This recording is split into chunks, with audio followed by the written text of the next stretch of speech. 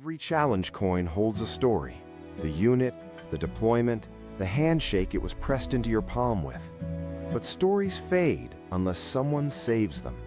Allcoin lets you digitize your coins and the stories behind them, a lasting record of what your service meant and who you served it with. Preserve your story free at allcoin.brav.co because your service is worth remembering.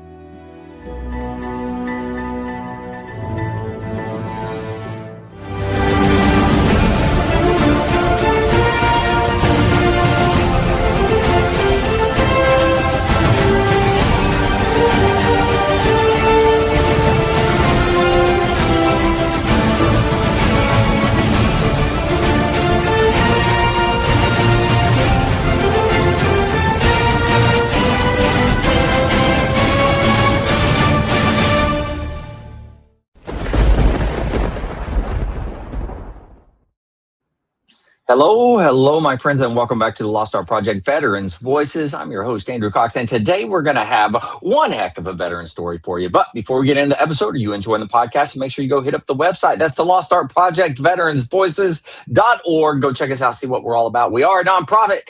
So if there's any way you can help us, it'd be much, much appreciated. Big shout out to Allcoin over there at Brav. Man, they are doing some awesome stuff. They're even allowing us to do a digital coin to send out to every person that comes on this podcast. It's a pretty cool deal. So thank you to Allcoin. You can find them at allcoin.brav.co. And of course, as always, the Marine Corps League now has veteran service officers. So if you're out there and you're in need of a veteran service officer, look no further. Go to mcleague.org. Search the VSO locator, or you can dial 703-207-9588, extension 299. The Lost Art Project Veterans Voices would like to thank our sponsors. Saddleback Leather Company, saddlebackleather.com. They will fight over it when you are dead. Brav, allcoin.brav.co. Preserving the stories behind your challenge coins. Honor Dog Designs. Find them at honordogdesigns.com. Swag made just for you. Tinker Federal Credit Union. Visit tinkerfcu.org to learn more about their military rewards program.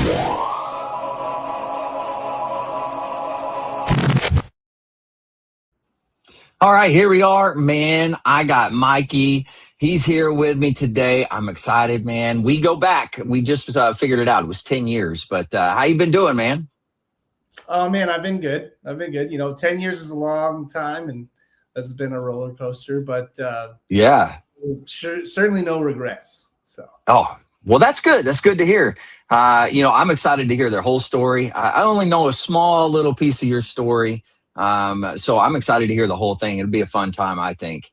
So hopefully you enjoy yourself as well. So it should be a good time, though. I bet I will. Well, let's start at the beginning, man. Like, where did you grow up? Tell me about that. What was it like? And then what drew you to military service?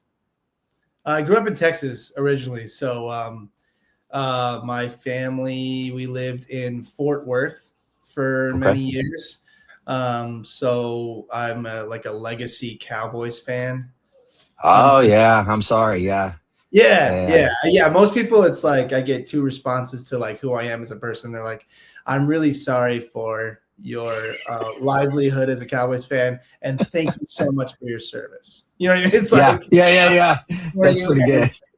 I get a lot of gratitude and pity combined. Yeah. It makes sense. I too am a Cowboys fan, so I understand that wholeheartedly. Yeah, it's a good time. Yeah, no, this is our year. So.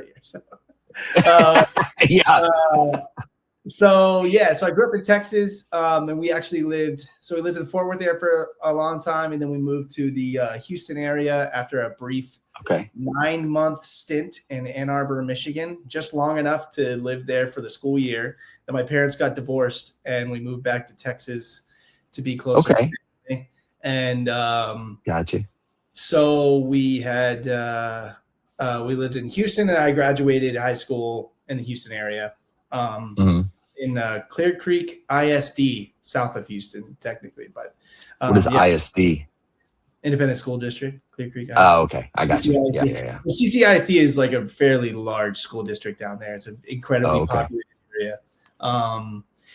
like west. I swear it's like Houston is huge, right? Houston is absolutely massive. Like the west of Houston, where like Katy and all that is, the north of Houston with the woodlands and all that. Right. I don't know if anything is east of Houston besides Beaumont, but and then south of Houston, all the way to Galveston is tons of people. Yeah. So it's almost like one big city, really. It's huge. I mean, it is. We used to joke all the time. The traffic in Houston is so bad it takes 2 hours to get from Houston to Houston. Because I can see it. Houston, the metro area, it encompasses a lot of those addresses. So you can live 45 minutes from downtown with a Houston address, and you're like, well, it's going to take me over an hour to get to Houston. Yeah. Wow. That's very interesting. Yeah. So yeah, and I grew up, I always did sports and music. Okay. And then my senior year of high school, no. Right after I graduated, tore my ACL playing football with some friends. And that's fun. I don't know if sports is for me anymore. Makes sense. Quick decision, but I was like, maybe I should start practicing more. Obviously, I'm a trumpet player, as you know. But I wasn't signed up to go to college or anything. I had no plans whatsoever. Really? Graduated high school, and I didn't want anything to do with school. I didn't want anything to do with plans. Every day, I would get up at like 12 or 1, and then I go to work at like 4 or 5, get off at 11 or 12 or 1, and then stay up for a few hours and then sleep till noon again. And I did it for like 2 straight months and was like, wow, I don't really want to do anything. I'm not doing anything. And then my brother, his name is Zach. He's a guitar player. He was like, hey man, I'm going to go check out this jazz trumpet player. And I was like, jazz is cool. And I had not really done jazz. My high school was way like Texas high school. Marching band is king. So all we did was marching band all the time, and everything was about DCI and marching band and all that kind of stuff. Right. And so I was in the jazz band, but like half the time we wouldn't even rehearse because he's working on next year's show. We're like, whatever. So the jazz band was a joke. I wasn't really into jazz. And then I went to see this jazz trumpet player. His name's Sparky Kerner. He's still around in the Galveston area. He plays a lot down there, but he was my first jazz trumpet teacher and my first college trumpet instructor. And I no kidding. College of the Mainland down there in Texas City, which is actually where I was born. Funny enough, my mom was. Oh, no kidding! Wow. Yeah, I was born in Texas City, and then we lived in Fort Worth for a long time, where my parents were working, and we moved back down to the Houston area. And I ended up going to school for a couple years at College of the Mainland, which was in Texas City, where I was born. Wow. So my older brother, he works at the Pentagon now, but he was in the Marines for 4 years. Okay. And his Marine recruiter would see me at the high school all the time and be like, hey, your brother's having a great time. And I was like, that's a lie. Yeah. He's like, you could too. I know the truth. Yeah, you could too. And he's like, come on, you know you want to. And I was like, I don't remotely want to. I had no interest in doing it whatsoever. That's awesome. I didn't have it. I was like, because I just always imagined the military only being like, well, you got to go fight in a war somewhere. And that's not something I'm remotely interested in. I have a lot of dreams and goals and plans for my life, and risking my life is not included in that. And so I had no interest in doing the military. And I've always appreciated military service. My grandfather was in the Coast Guard. He was a Master Chief in the Coast Guard. And he was very, he did the thing. He did like textbooks for the Coast Guard and everything. My mom was where the Coast Guard Academy is. In Connecticut, just about an hour from here, from where I am now. It's funny. So but after I went to College of the Mainland, I transferred to Texas State University in San Marcos, and I finished out my bachelor's in music degree in jazz studies. And so I felt like a little bit behind the times because most of the kids I was playing with, most of the people I had interacted with had all been doing jazz since like middle school. You know what I mean? So I was like, So I was working really hard to try to catch up. I was doing pretty good. And then I, right after graduation, I didn't know what to do. And a friend of mine said, well, I'm going to go audition for Carnival Cruise Lines. And I was like, okay, are they hiring? Because I am broke. And he was like, yeah, they need trumpet players. I was like, sick. Give me the info. And it was this hilarious guy named Podrick at the time. And I think the standards for cruise ship hiring have greatly increased because when I auditioned, it was like, can you play a D? And it was like, yeah, I can play a D. And he's like, play me a scale. Solo over a blues. Play me a little bit of bebop. Can you sight read? Yeah. All right. Well, we need somebody tomorrow. He's like, what the hell? I was like, I actually cannot go tomorrow. Is next week okay? And he was like, yeah, next Thursday. I was like, God. And so then it was like my life. It was like I was just sitting at home trying to figure out what the hell to do. Broke as a joke. And then was like, oh, I guess I'm going to go work on cruise ships now. Wow. Which ended up being great because you gig every night. Every night is a gig. There's not a lot of nights off. So gig every night. I learned a lot of what to do and what not to do as far as maintenance is concerned, the chops, as well as just how to have a gig, how to interact with people in the workplace in a different way, in a more professional setting. Made a lot of mistakes in that regard, and then learned a lot of lessons along the way. But that's where I met my wife, who is a dancer. Okay. She was dancing on ships and the shows. And that's where I met her. We left ships. We did that together for a couple of years. We left and we moved to Canada, where she's from. And she was like, all right, I'm going to go finish my degree. And I was like, sick. I'm just going to play. And then it was like, oh, you're not allowed to. I was like, cool. So I spent most of my time in Canada in my pajamas, taking cash gigs under the table and practicing all the time. And we were running out of money fast, and we were just living. I was living in my future in-laws basement as like a musician boyfriend bum. And I don't know why they kept me around. It was just like, maybe because I never said no to a beer. I never said anything negative about my mother-in-law's cooking because she's a great cook. And so it was always really enjoyable. Like she'd make these great meals. She'd be like, hey, Mike, it's Wednesday, so all we're going to have is stuffed pork chops. I'm like, oh, crap. Is that all? Like, oh, no. For me. So, so that was great. And so I went from like high school to college in the mainland, got introduced to jazz there, got my bachelor's in jazz, worked on cruise ships for a few years, lived in Canada for a couple years. And once my wife was about to graduate, I was like, look, I'm going crazy. I haven't worked. I haven't had a job in like a year and a half, and I'm losing it. Like, I got to do something. I'm going nuts. And I had spent like, it was almost a year at that point. I was waiting for an approval to be a Canadian resident. I had applied and everything. Oh, wow.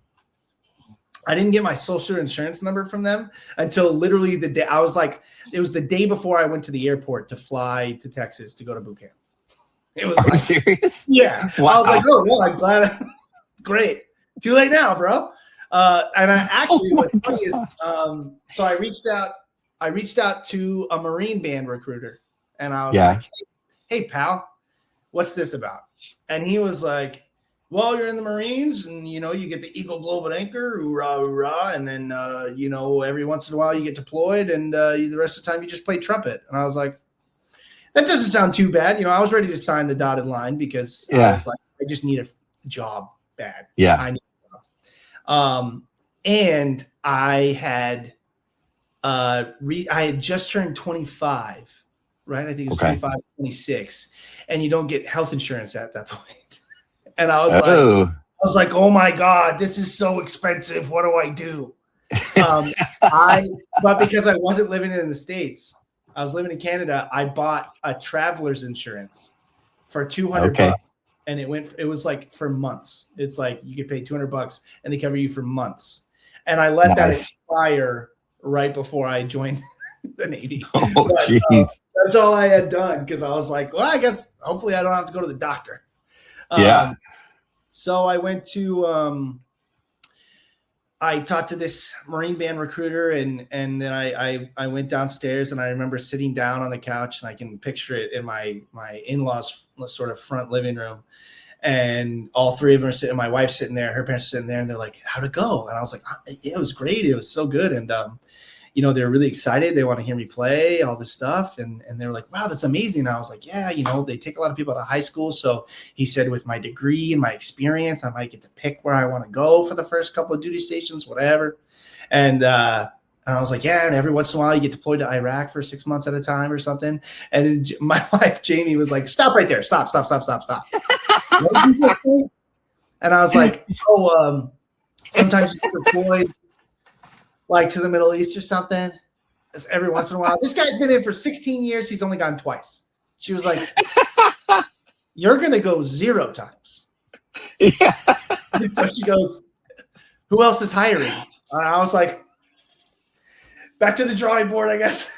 So that's when a buddy of mine named Nathan Reed, we grew up playing trumpet together, but he's a airman electrician's mate in the Navy. And so he works on repairing planes in the Navy. And he said, "Yo, man, the Navy has bands too." And I was like, "Oh, just give me their information. I need a job bad."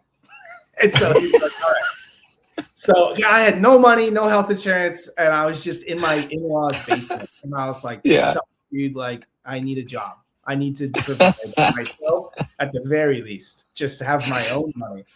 Yeah. So he hooked me up with somebody that was at the band. He was stationed in Jacksonville, and there's a band there, right? The Navy Band Southeast. So he met one of them, asked them, "Hey, I got a trumpet player friend of mine I grew up with. He's super good. He's done all this, but he needs a job, and he needs to know how to apply." And they gave me the number to the auditions coordinator in Millington, Tennessee. I spoke with them. Yeah. And I spoke with a trumpet player, the auditions coordinator at Navy Band Northwest in Silverdale, Washington, outside of Seattle there, which ended up being my first duty station. But I spoke with them, and they were the closest one to me. It was about a 12-hour drive, and I ended up flying an hour-and-a-half flight, easy flight, because my wife's family is from Calgary in Alberta. Okay. Near Banff National Park, if you've ever heard of Banff. Okay. Beautiful place. Check it out.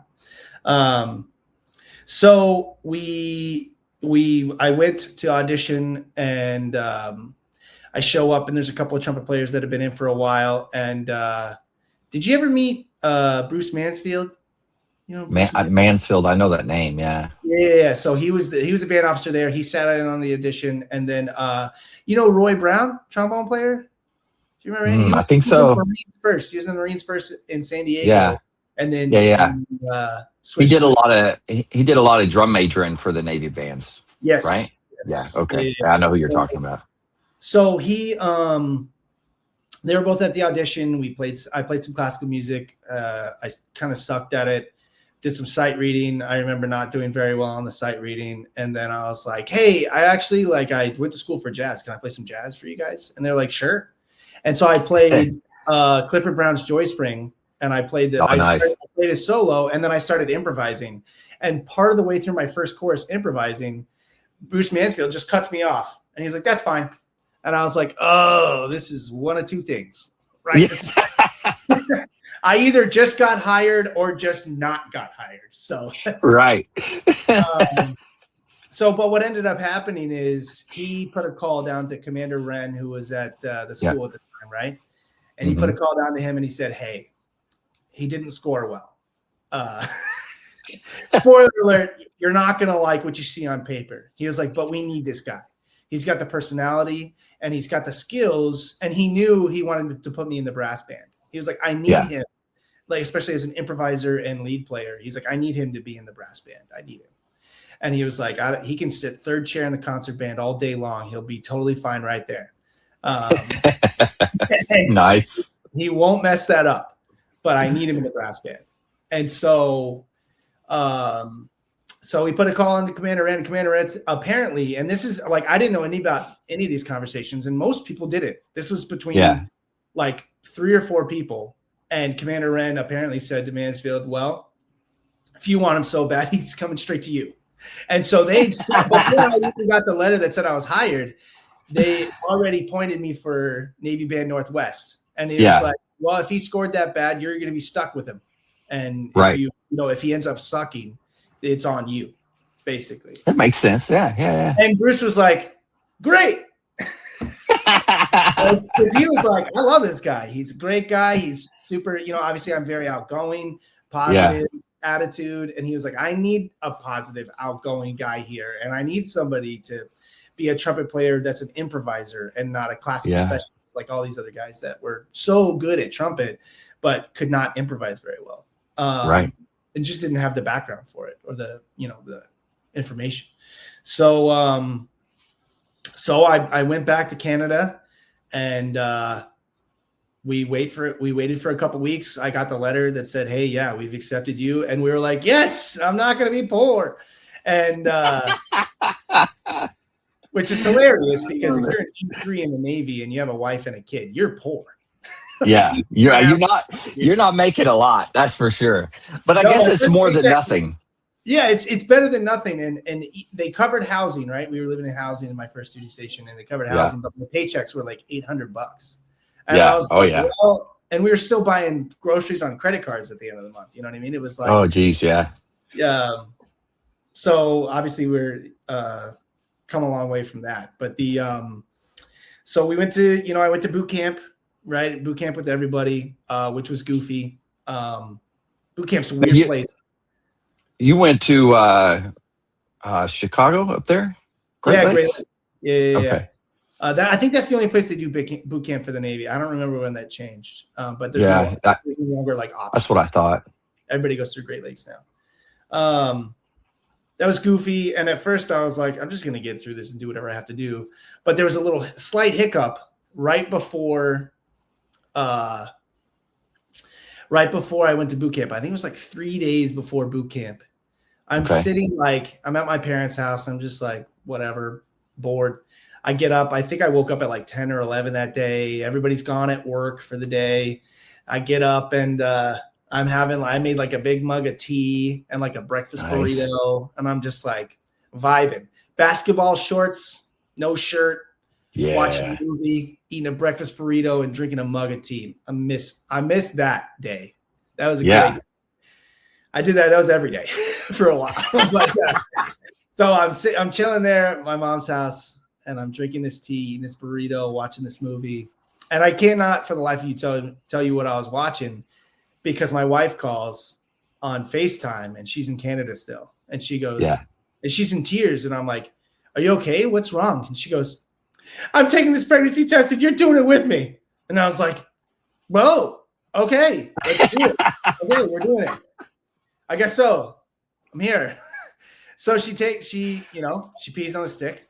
She pulls it up and she's like, it's pregnant. See, there's a line. There's a line. And I legitimately was like, I don't see a line. I think you're out of your mind. I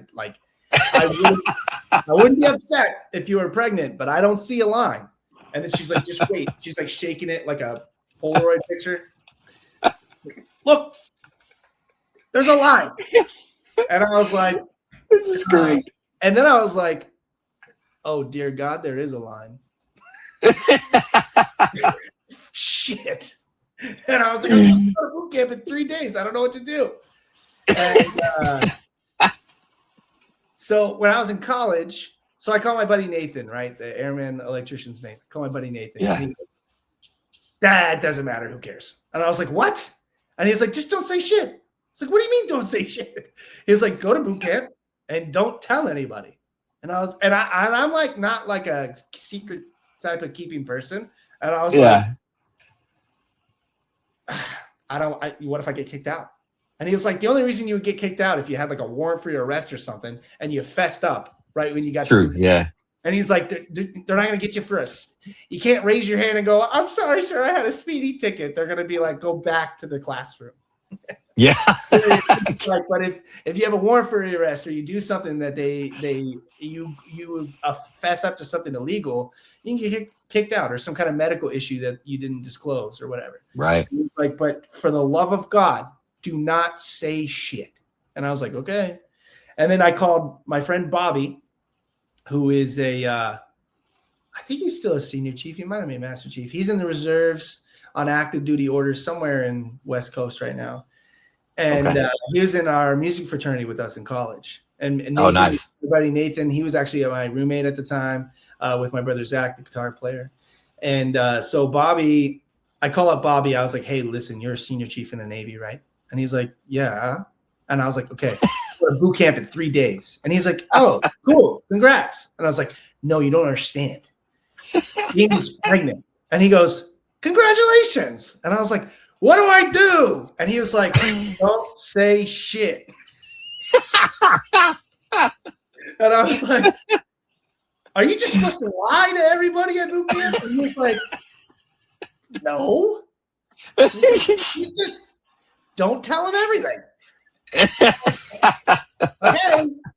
So I went through all the boot camp, like sweaty because she's pregnant. And I just don't want anybody to find out. So like this, like I swear, it's like my first experience with anxiety. It's like, and then it's like, you know, they're like, stand up straight, fix your bunk. My wife's not pregnant, sir. Nobody asked. They didn't care. Don't care. Why are your boots fucked up? Yeah, that's right. You guys bleep those out? Sorry. No, it's fine. I always click it's for 18 and above, so you're good. Okay. All right, cool. So then because she's pregnant, now I'm like, I cannot screw this up. Now I need this job more than ever. I felt that sense, and I'm sure you felt the same thing. It's like when you find out your wife is pregnant for the first time, it's like my life is changing and I need to become a man right now. Yeah. And at boot camp, I worked very hard to do everything I could. And the first 2 weeks, the processing days, the total waste of time. All these kids are like, hey, do you know the general orders and the numbers of this and the numbers of that? I can't even remember what they're called now. And at the time I was like, bro, what are you talking about? And they're like, did you go to any DEP meetings? I was like, what's a DEP meeting? I was in the DEP processing thing, the delayed entry program. Yeah, program, For months, but I spent the whole time in Canada with my wife because I was married. Yeah. They were like, yeah, you can go hang out with your wife. Why? I don't want you here. If you got a wife in Canada, go back to Canada. We'll let you know when you're coming to boot camp. And I was like, great. Works for me. Meanwhile, everybody there is learning all this shit you're supposed to know before you go to boot camp. And I didn't know any of it. Right. So I get there and it's like, yeah, we have an exam next week on this shit. And I was like, what did you say? So what kind of exam? I was like, what the? So I studied my ass off and I killed the exam. Yeah. It's all easy stuff. You know, it's just memorization. Becoming familiar with general orders and any military things. I got really good at memorizing. You know, like if you have a college degree, you get pretty good at studying and you learn you learn how to learn better. I think that's the most advantageous thing about like a higher education is you learn. Yeah, I can see that. How to learn better. And so I was like, whatever, man, I got a degree. I can do this shit. And so sorry, my wife's asking me what kind of coffee I want. Hey, important. Iced or hot, you know, doesn't matter. Yeah. Doesn't matter as long as it has espresso. Bro, speaking of 4 kids, I'm going to take a short little tangent here. Speaking of 4 kids, I'm tired all the time. Yeah. There's not like a time when I'm not tired. And makes sense. Somebody one time was like, man, like what's going on with you? Like you're either hyper or you're dead. And I'm like, I'm tired all the time. Every van ride in the Navy band, every van ride is just me snoring or nonstop talking. Those are the options. Yeah. No in between.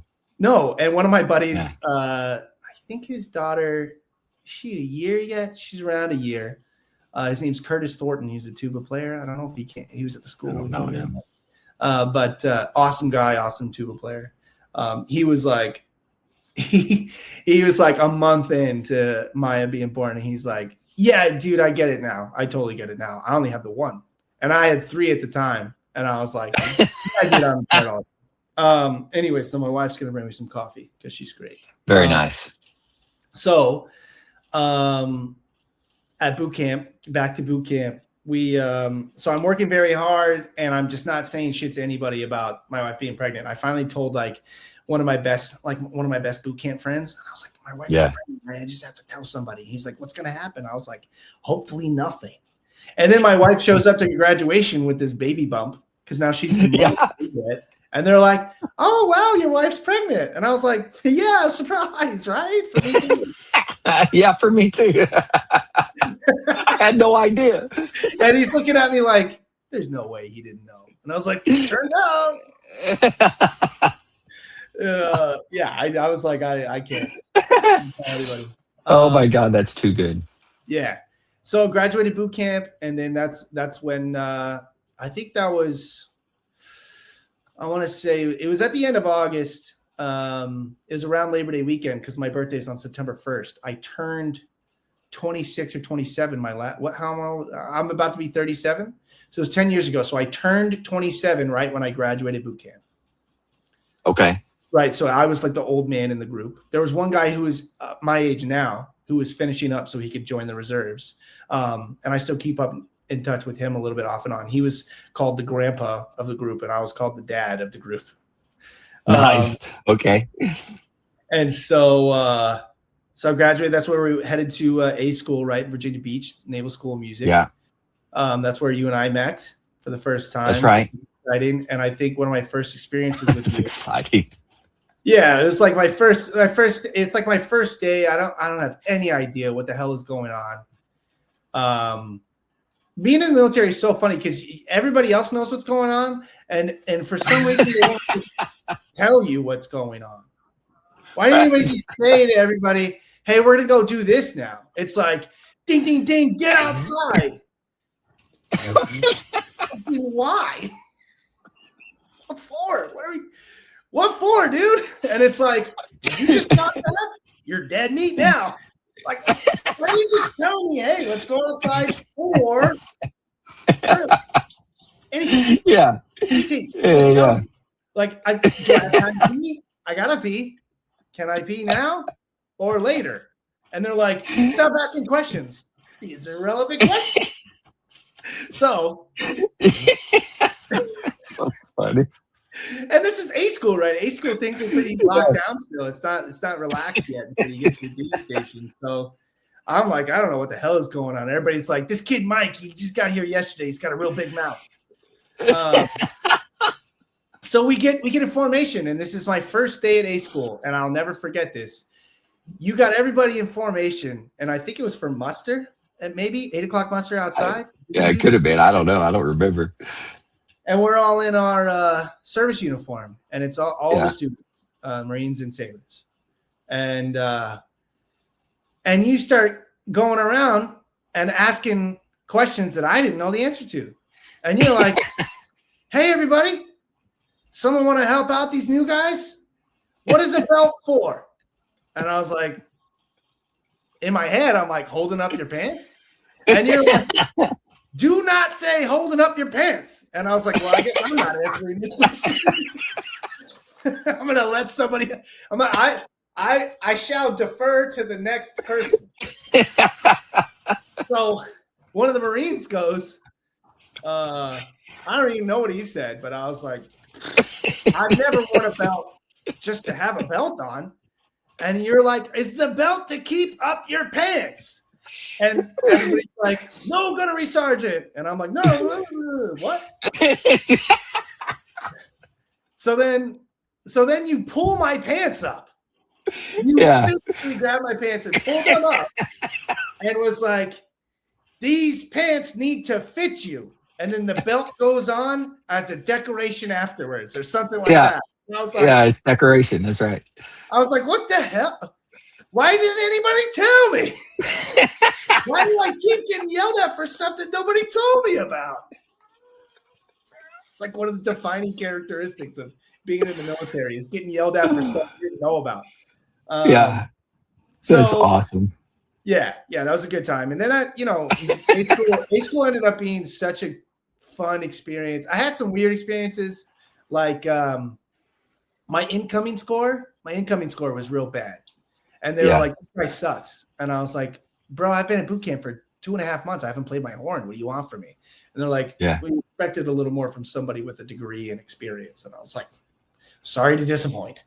And I got taken into a meeting with the, I don't want to say who it was right now because I'd hate for the, like, whatever. Anyway, it was Senior Chief Ward. You remember Ward? Yeah. Ward, maybe? Jonathan Ward, yeah. What was his first name? So he brought me into his office and he was like, hey, you're gonna have to work really hard here. And I was like, I'm comfortable working hard. I'm comfortable with work ethic. I can do that. And he's like, great, because when you get to the fleet, these guys are gonna play circles around you. And I was like, that's great. And he was like, no, not great. no. And I was like, man, that's awesome. Because I'm thinking like, man, if these guys in the fleet are that good, I'm gonna get a lot better super fast. Right? Yeah. That's my like positive. That's how I naturally think. And he's like, we need you to be at a certain level. And I was like, I'll meet it. I got it. And he was like, okay. And then, we do, what was it? I tested out of all the theory and ear training stuff. Right. Because it's all basically like the basic stuff is all basically covered in the first 3 or 4 years of your bachelor's. Right. And then, what's the Marine guy's name? Daniel, the trumpet player, the lead trumpet player guy. You know what I'm talking about? At Ace, he was at Ace. Well, are you talking to the instructor? Ireland.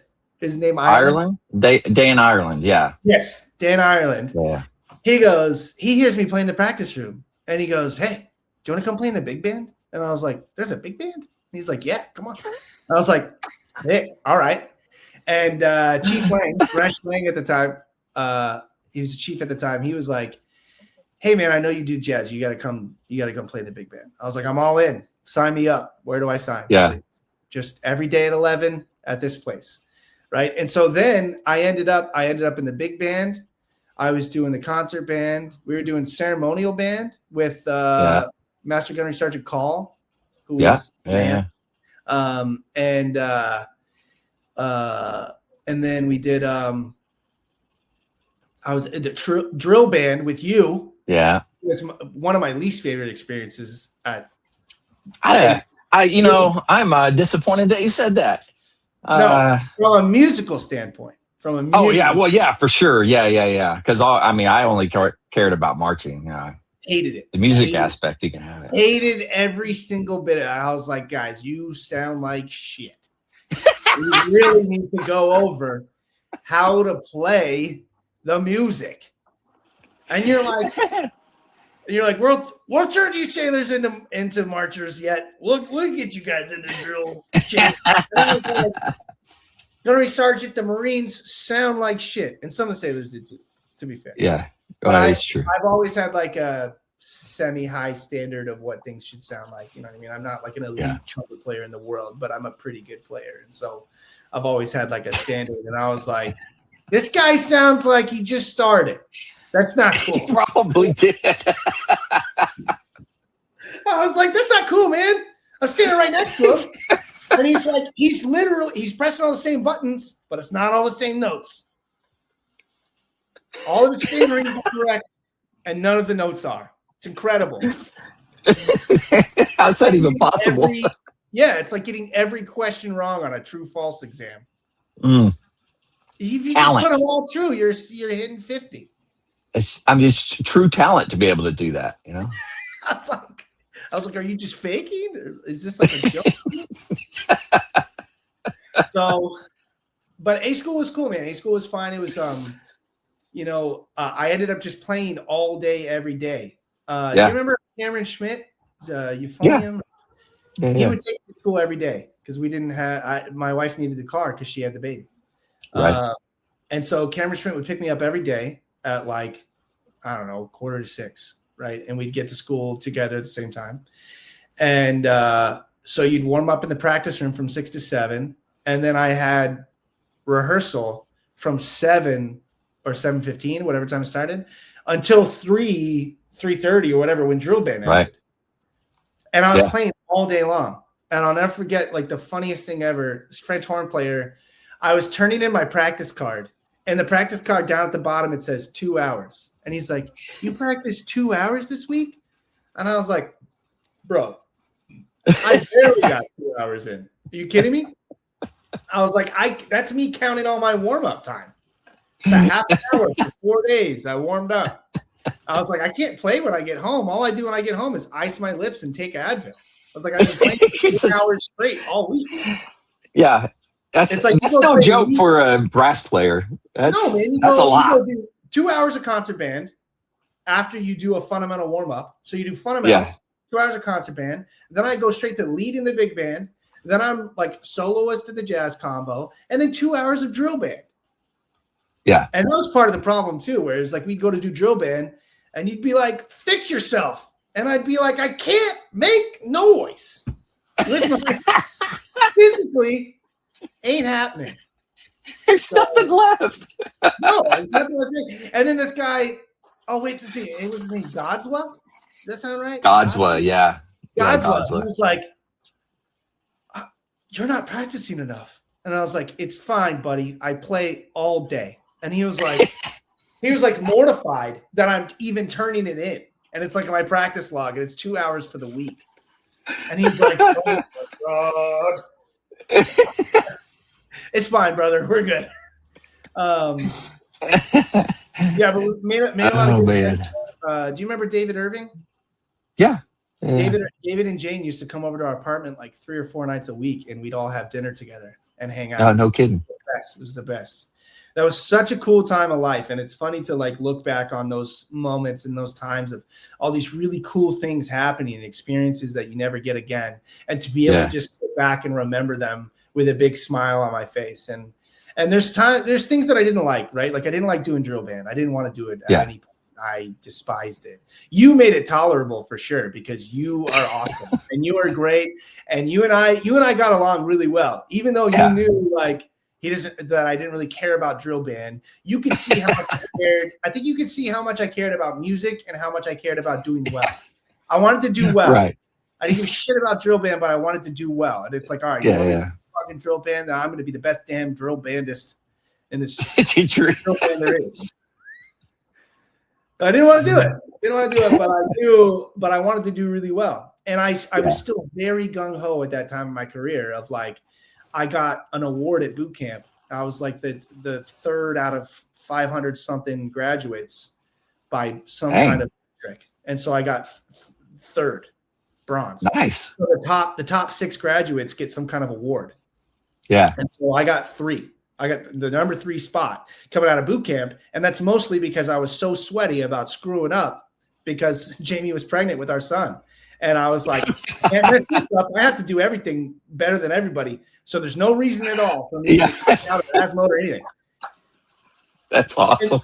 And so then I ended up getting this award, which was cool. And my parents, they felt so special. They all sat in there's a special section for the award. Oh, that's right. Yeah, man. Yeah. And they felt the credit. They were so proud and they felt so special. And honestly, for me, like I was so happy to have my wife there, but it was really cool for me to have my brother there because he came in his Marine service uniform, whatever. Very cool.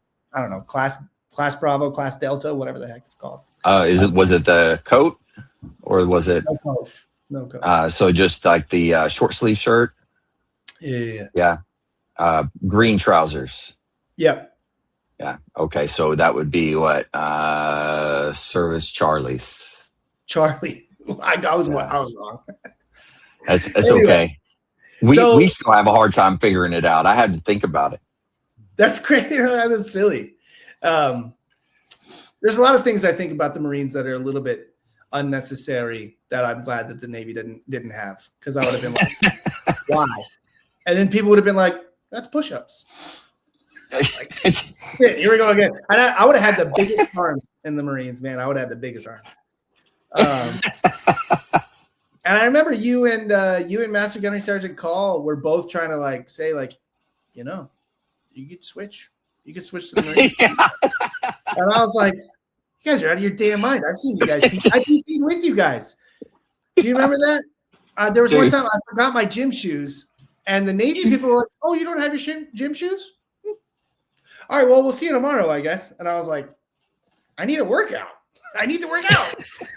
And so then I came outside and I was like, hey, you guys got room for one more? And all the Marines were like, let's go. We got a sailor out here. And I in my camo pants and my boots. Yeah. And my shirt, just like you guys. And I was the blue guy roaming around a sea of tan. Very nice. Yeah. Working on what was you guys have a couple of fitness tests, but there's one where you're like carry. Oh, the combat fitness test. Yeah. CFT. You guys were doing that. And I got to do that with you guys. And you and a couple other people were having a really good time rubbing it in some of the other Marines' faces, how much better it was. And you're like, you're going to let this sailor beat you? You're going to let that sailor beat? The sailor's beating all of you at the such and such. I don't even remember what the thing is. He's carrying that thing faster than you guys. Which is great. Oh, good times. Yeah, it was a good time. A school, a lot of good memories from A school. I did, like, looking back, I remember it not feeling good at all, that everybody was like, you're not going to do well because you're not a good player. And I was like, I don't think that's true. And then, I get to my midterm and they're like, you're good. We've heard you play. You're good. Like, yeah. I guess everybody's now on board with the reality. You know what I mean? Yeah. And I remember telling my wife, I'm like, yeah, I got like a 30 on this exam. And it was like, well, yeah, of course. Like, I just spent the last 3 months playing 8 hours a day. Of course I sound good now. What are you talking about? I played 8 hours at boot camp. And now I'm playing 8 hours a day. Of course I sound better. Oh, man. It only makes sense. I mean, that's how yeah. But so then I'm headed out to Navy Band Northwest, right? Because that's where Mansfield is. And he stuck with me for better or worse. That was the deal. Right. Yeah. And nobody knew. And I'm there going, I think, Seattle would be cool. San Diego would be cool. I'd love to go to Italy. And they're all like, yeah, cool. And meanwhile, they didn't even know that I was headed already to Seattle. Yeah. But we get out there and we got there about a month before our son was born. Okay. And we get there. He's born, at the time, the paternity leave was garbage. It was like 10 days or something like that. So I had like 2 weeks at home and then right back to work. Although since then, I've certainly taken advantage of the 3 months paternity twice. Yeah. As you should. You should.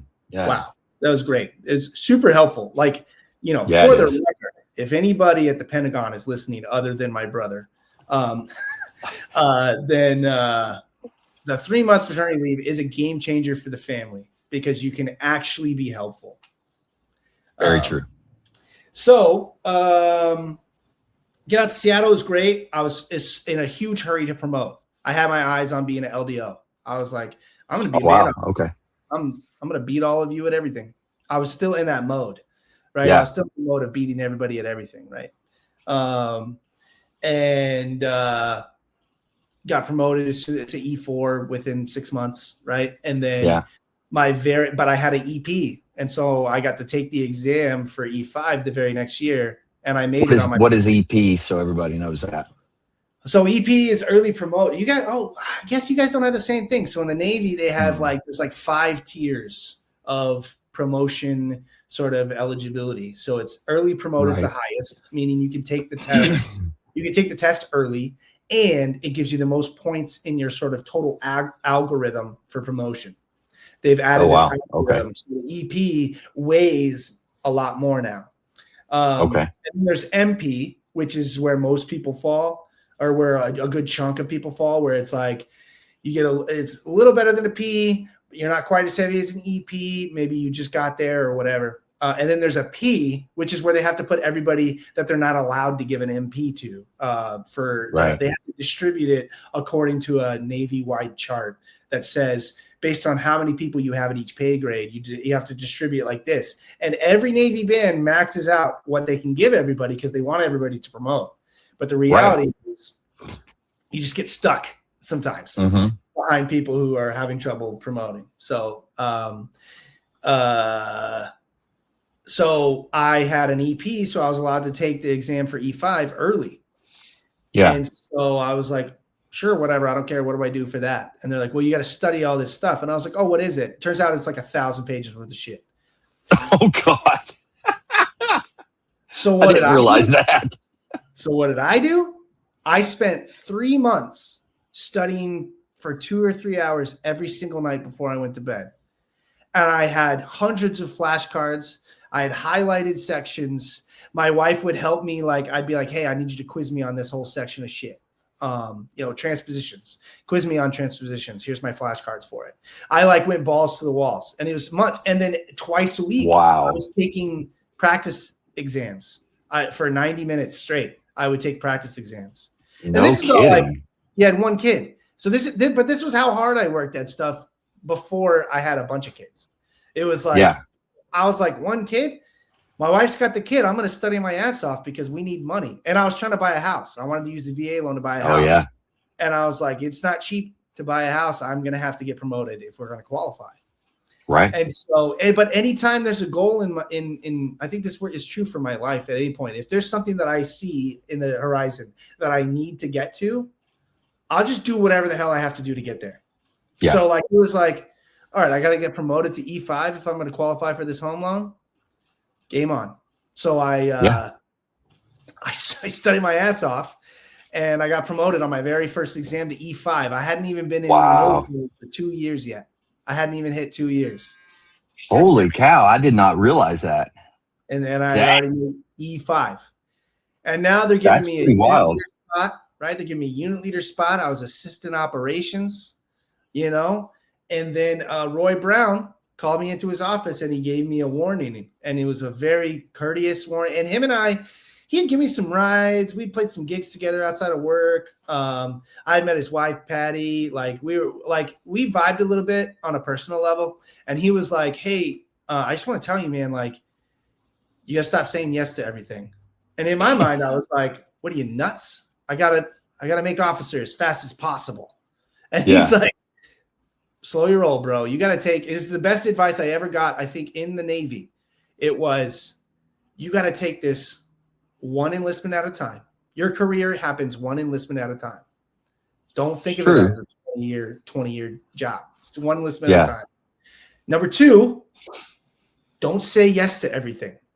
In fact, get good at saying no to some stuff and learn how to do it without, he's like, I know that you want to say yes to everything, but you can't. You're going to lose it. You're going to get burnt out quick. And I did. Yeah.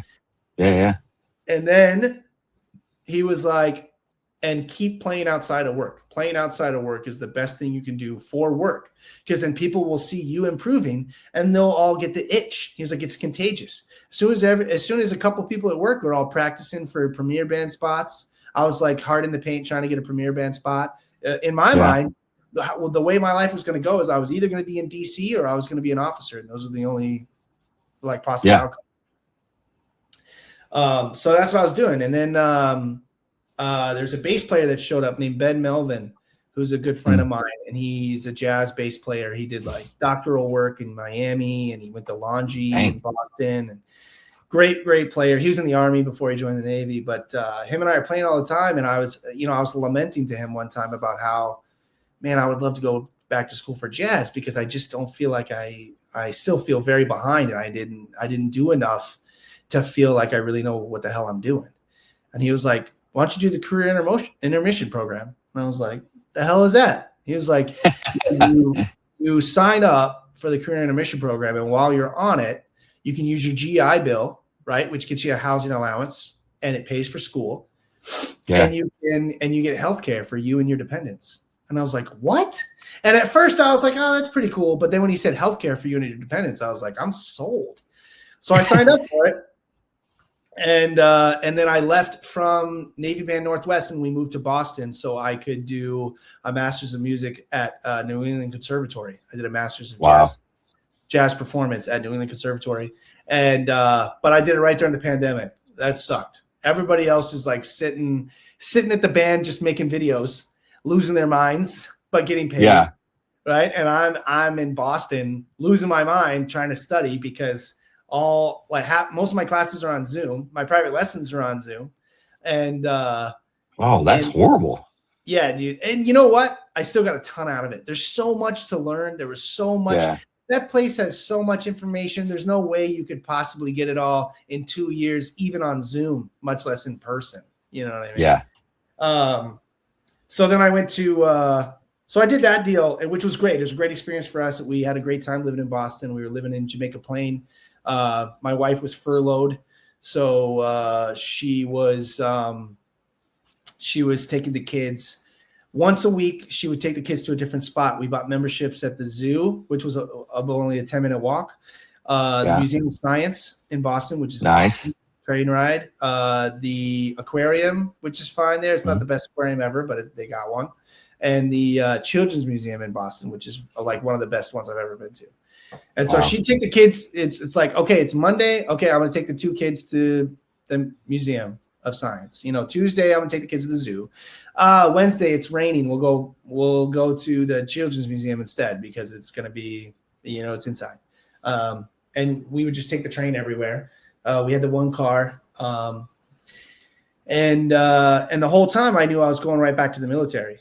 And I was trying to tell some of the people at NEC, and I think we got a couple NEC grads afterwards, but I was trying to tell them, like, look, when you leave school, making money is going to skyrocket to the top of your priority list, like survival, living as a musician, and being able to pay for food and somewhere to sleep is going to be very important when your parents can't pay for you anymore. Because a lot of those students, they had, I don't know if I wanted to say wealthy parents, but they're like not from low income areas. People that go to that school are like semi-affluent, at least.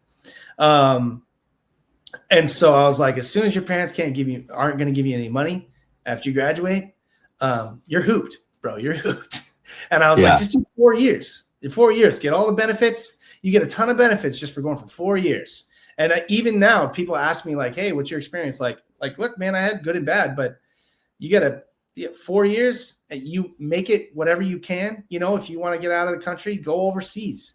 Go overseas and go travel if you haven't traveled. I traveled a ton on cruise ships, and I had traveled some in my life personally. So I didn't feel like I needed to go overseas. I wanted to go to Italy, and a part of me wish we had, because I got a call on a Friday afternoon. I was already signed up for the CIP. I get a call on Friday afternoon, and the senior chief calls me, hey, you got a call from Millington. You got to come take it. And I was like, oh, okay. And he's like, hey, you want to go to Italy? And I was like, do I have to answer right now? Because I'm currently set to go to Boston in 6 months and start school. And he's like, I need to know by Monday. And I was like, okay. Oof. My wife and I went to breakfast with a friend who was a sax player named Chris Kerbo. And we asked him and his wife about Italy and what it was like. And it seemed like the general consensus was everybody was like, Italy is the best duty station to ever have. And we sat home and we thought about it. And we were like, we can always go to Italy. We could technically always go back to school. But we were like, let's get the school thing knocked out. Let's get the school thing knocked out. And then we'll just go back to Italy afterwards. They're going to need me still anyway.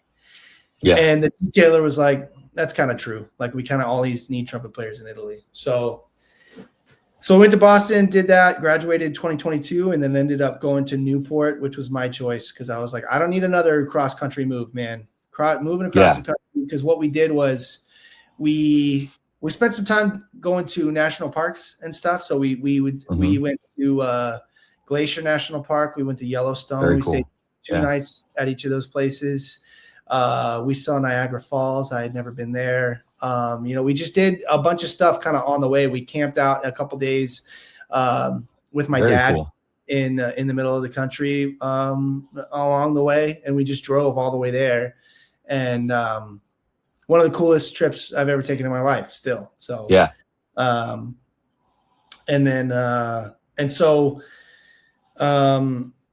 was like, hey, I don't want to do that again. That was really hard. I don't want to move across the country. I don't want to move overseas yet. I need to be, let's go to the easiest thing we could possibly do. We ended up in Newport.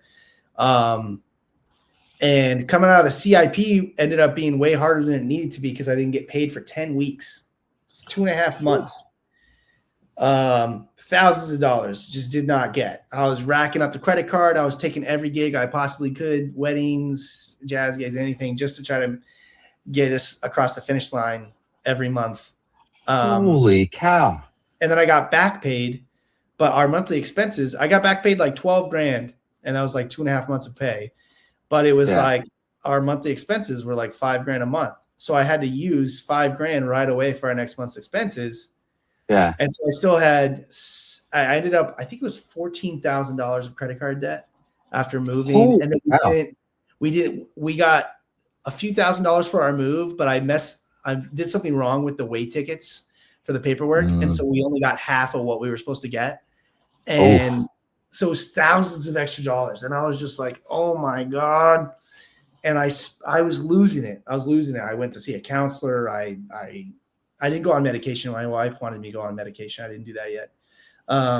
She wanted me, I was losing my mind. People at work were like, how can we help? And I'm like, I can barely pay my bills and I can't pay off this credit card at the same time.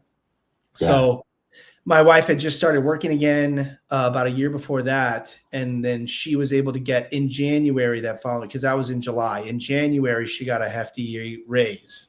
And so that gave us some breathing room. And then I started to get some more gigs in the area. And then I used that to pay off the credit card. So that first year of wedding gigs, man, I just it was $500 a pop for these gigs, man. And I was just zipping it right to the credit card.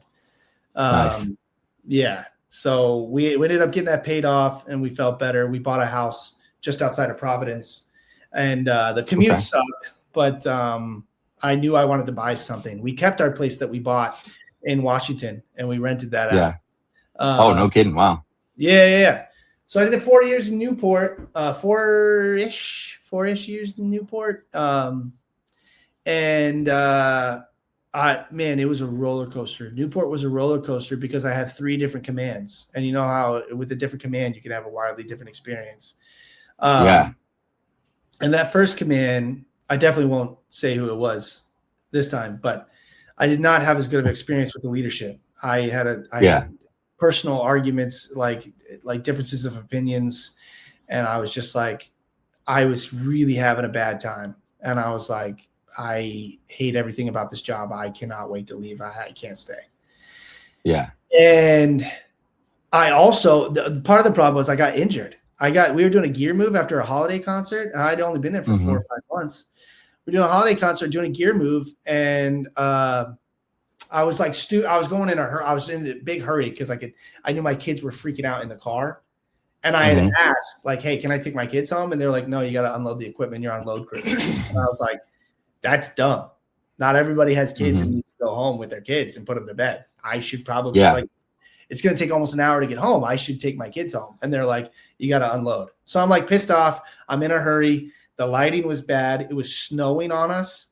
And, and so it's just a lot of factors. There's a lot of factors going on. And I'm doing the lift gate for the truck. And I'm on the way down. And I'm holding on to this massive heavy thing.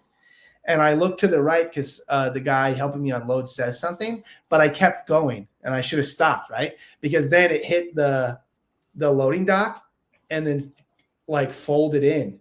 And this huge thing came towards me.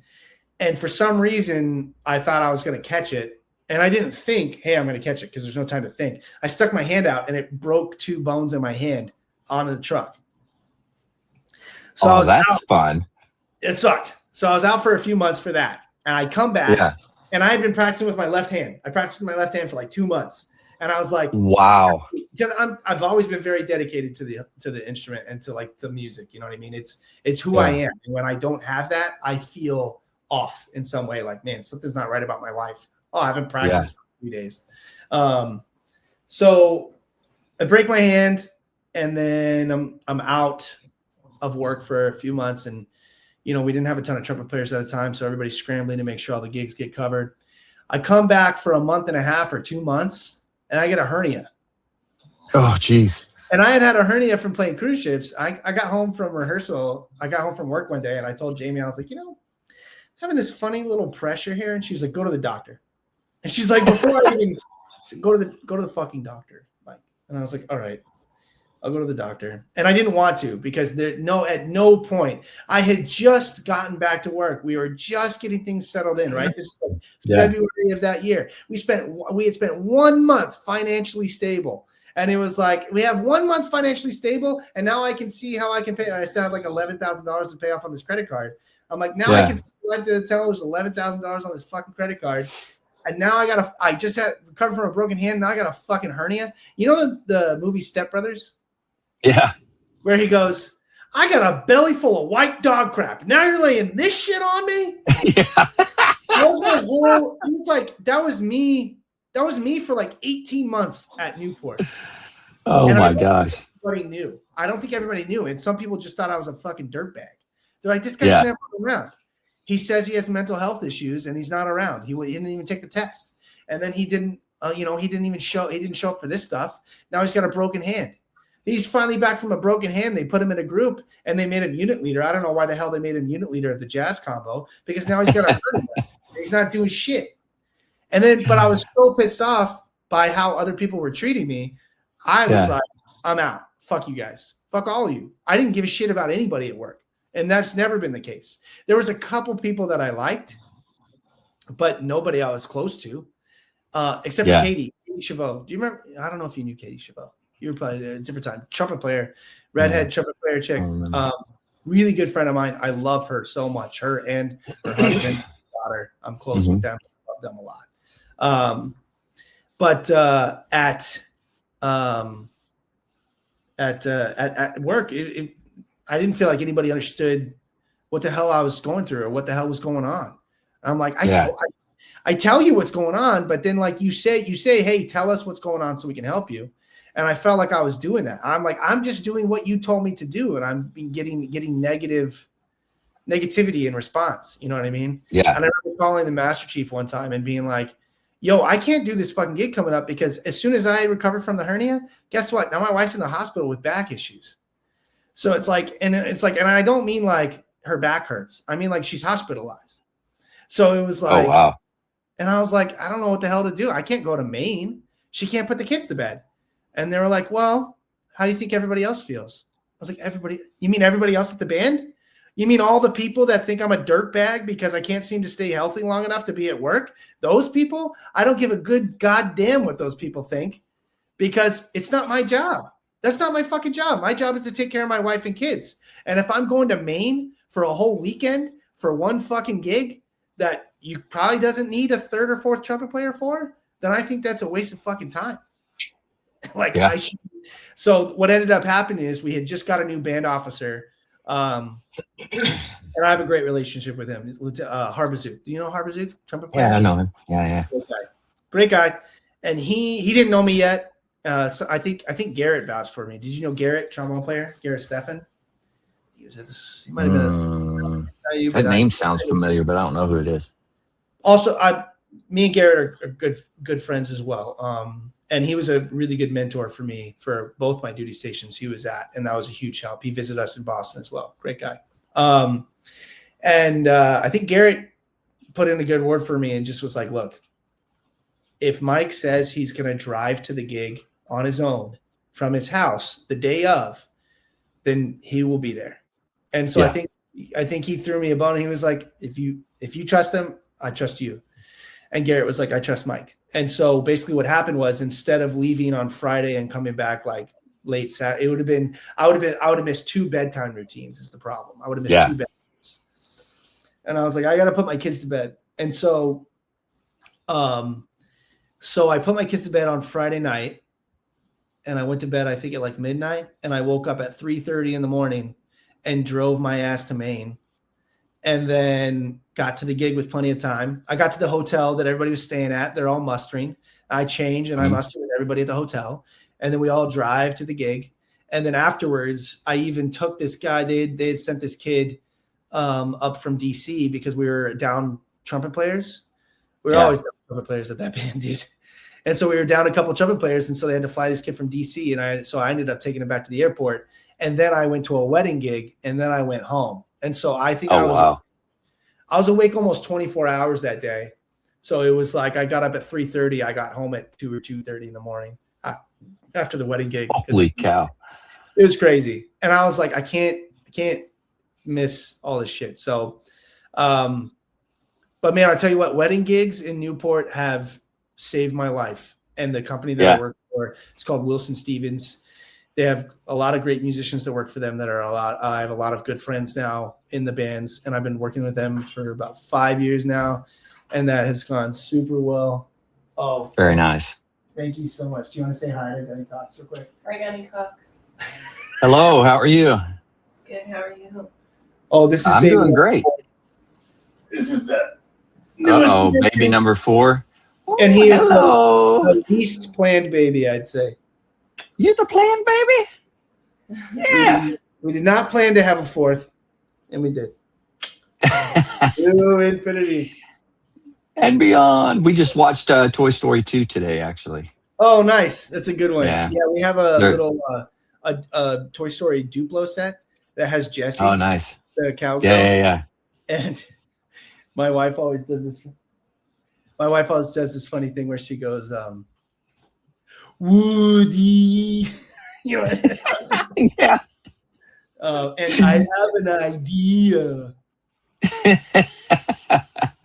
So that's good. So I was unhappy, and then and I was like, I'm gonna quit.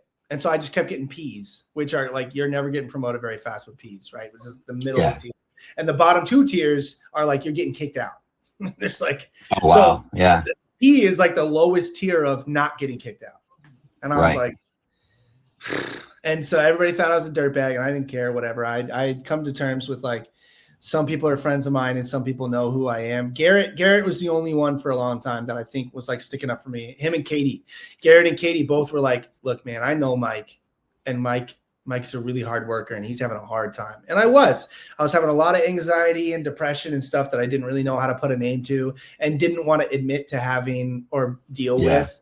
You know what I mean? I was not that kind of person to be like, I need a mental health day or some shit. I need a self-care day. You know, and I'm like, I was much more like a Marine mindset. That's how I'd always gone through my life, was like, this is just another obstacle. You know what I mean? I just need to work harder. You know, I'm doing something wrong. I got to work harder. And it's like, no, man, maybe sleep a full night. Maybe instead of going to the gym during lunch one day, go take a walk in Newport and enjoy the sunlight just for a little bit. You know, I had no self-care routines whatsoever. And I've been in counseling for a couple years now.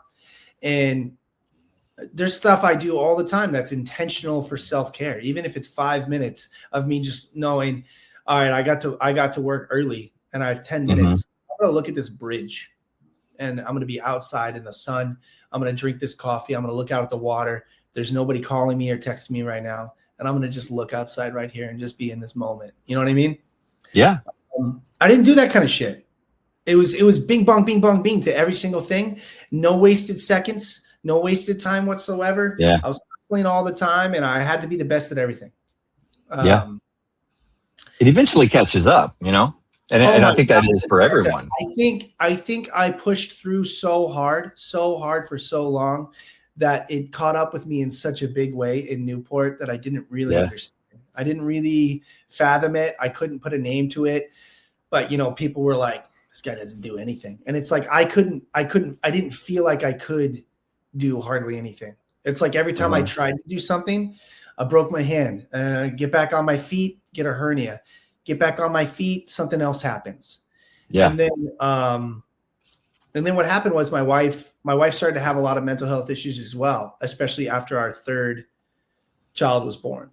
You know, as far as the pregnancies are concerned, this is another like sort of, none of my stories are very short, but this is another not short story, but we had our first child named Arlen. He's 9 now. And so we had him 9 years ago.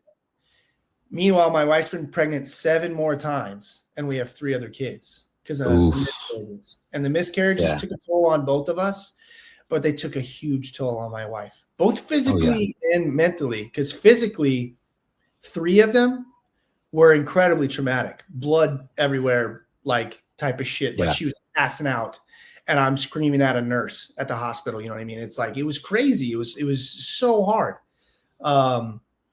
And And one of the miscarriages, she was in Spain for work. She was in Spain. Oh, no way. And they took care of her. And I think her boss ended up fitting the bill. It was about $1,000 for her to go to the hospital, and they foot the bill for that. I'm grateful for that. They're like friends of ours. But what ended up happening is she started to get really unhappy with her work. And I'm like ready to quit. I'm like, I'm going to quit my job. Yeah. I can't wait until June of 2026 because I'm the fuck out. And she was like, great. What are you going to do? I was like, I don't know. I think you're the one with the high ceiling. You know what I mean? In the military, as a musician, you can only make 06. Yeah. Absolute tippy top is 06. And that's one dude. And I knew I was like, I'm not even in that path. I'm not even in that track anymore. I'm not in the LDO pipeline anymore. I got injured and pissed off, and now I'm not in the pipeline. Right. So I was like, all right, well, I guess I'll I don't know what I'm going to do. I'm going to play. I was getting a lot of gigs, you know. I was like, all right, I'm going to keep playing. I'm going to network. I'm going to play, and I'm going to do that. And then if I need to get a part-time job, I will. I don't care. And so she started having a lot of issues. She was like staying awake all night. She was peeling off skin around her fingers during meetings. Oh, wow. From like anxiety and depression and stuff. She was staying up all night, taking increased medication, all that kind of stuff. And I wasn't in counseling yet, so I didn't know enough to say to be able to help her. And so then she comes to me and she's like, I have to quit my job. And I was like, if you quit your job, we're fucked. You know that, right? Like we're hooped. And she was like, I can't stay in this job. And so what ended up happening was she quit. They kept her on for a few extra months. I think part of that was like it to be able to give her some financial sort of windfall because there's no severance package or anything. They give her sort of a windfall. And that was nice of them. And they wanted her to kind of help train somebody to replace her. And because of that, and because of I started to feel better, I started being able to physically be able to practice more. And I started to get some things. I started to put everything back together. And I was like, nice. Shit. Well, why don't I just fucking, and I started to get pissed off at work at the people they were putting in leadership roles. I was like, this guy is a straight dumbass. Why is he my unit leader? I don't understand. I was like, there's some stuff I can tolerate, which is most of y'all's bullshit with the mission and all that, whatever. Like our mission is really just to make sure we put smiles on people's faces everywhere we go. That's our real mission. You know what I mean? Our mission is not like we're not supporting the warfighter in any other way as a Navy advancement in stateside than by making sure that everybody that we meet likes the military a little more. That's what we're doing. That's our job. And I'm fucking good at it. But all this business with the mission and all this stuff, like you guys are crazy. Like if you got a band there, people are happy. People don't know that there's one less something. People don't give a shit if they don't hear that one trombone part or the euphonium solo or something. You know what I mean? So true. Yeah. They don't know that shit, man. So like why are we getting all our panties in a wad about letting people go for family things? Like let them go to the fucking family thing. Let them go to the wedding. Let them go to the funeral. Let them go to their brother's bar mitzvah. I don't fucking know. You know what I mean? Like, well, let them go. People should be. It's true. Memories.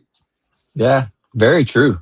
So anyway, so I walked into the LPO's office. And I was like, I can't do this shit anymore. And his name was John. I said, John, I can't fucking do it. You gotta put me in spots. My wife's quitting her job. I need to stay. I need to make E6. So I'm gonna fucking do it. So I'm gonna, you need to put me in a leadership role. I can't do this. I can't be in groups with incompetent unit leaders anymore. I'm just not gonna do it. And he was like, I love this. Please, we need you to do shit because there's not that many people around here. So then they put me in some good roles. I started doing some stuff, and then my last year there, I was doing a lot of stuff. And then my wife quit her job, and then I'm starting the paperwork to re-enlist. I'm already in talks with the detailer. I'm headed to Italy, and I'm like, hey babe, we did it. We did the degree. Now we're doing the Italy. Let's go. And then she gets a call from this guy named Don Maralt, I think is his name. He runs something called TAPS in Las Vegas, which is Theater Arts Preparatory School. And he says, hey, you mentioned to me one time that if I had a location on the East Coast that you would want to run it. And she was like, yeah. And he's like, what do you think about next year? And that's this fall. And this is last. And she's like, let me talk to my husband. And so he had already picked a location. The location's in Fairfield, Connecticut. He was a dancer on Broadway, and his friend, who was also a dancer on Broadway, has a studio here in Fairfield, Connecticut. And he's like, yeah, I got the space for you. You're going to be renting the space from this guy. I'll help you make sure it gets started. You'll be about an hour-ish from New York City. So we'll get some faculty from New York City to come, choreographers, dancers, all that kind of stuff from New York City will come, and they'll teach there. You'll be the artistic director. You'll be the owner, and you will be the students. All the students will come to you for like mentorship. And she was like, holy shit, yes. It's like a dream job for her. So I'm sitting on re-enlisting, working my way back to that EP to try to make E6. And I put all this work in, extra time, extra work, everything. And honestly, I don't regret that a bit, because it helped me get me back on my own feet, and I'm in my own head in a better way. Right. And so I was myself again anyway. And all of a sudden it's like, we're about to go to Italy. Well, about to, we're like signing on to go to Italy and stay in the Navy for 4 more years. And then she gets this opportunity. And I was like, babe, I don't think we should go to Italy over a dream job. We got to take your dream job. I was like, you know what's still going to be there? Italy. We can go on a vacation. And you know what else is still going to be there? The Navy band. Because if push comes to shove, worst comes to worst, I'm just going to go back into the band. Like they need trumpet players, dude. They're undermanned. They're perpetually undermanned with trumpet players. So if right now I called the detailer, was like, hey, bud, you got any spots in Italy? He'd be like, yep. Where do I sign? You know what I mean? They would be ecstatic for me to come back and show off how well I play trumpet all over Europe. You know what I mean? They wouldn't be pissed. It'd be some paperwork, and then I'd be right back in. It wouldn't take much. No, they would be. And I'm about to be 37. So I'm still years away from like the cutoff where you can go back. Which is kind of our backup plan. You know what I mean? If this thing with the business doesn't work out. So that's what we're doing here. So now we live in Trumbull, Connecticut with our 4 kids. We have this huge house that costs way too damn much. But it's got enough bedrooms for everybody. The girls are in one bedroom, which is like the former master bedroom. So it's the biggest bedroom in the house. And the girls share that room. They're 6 and 3.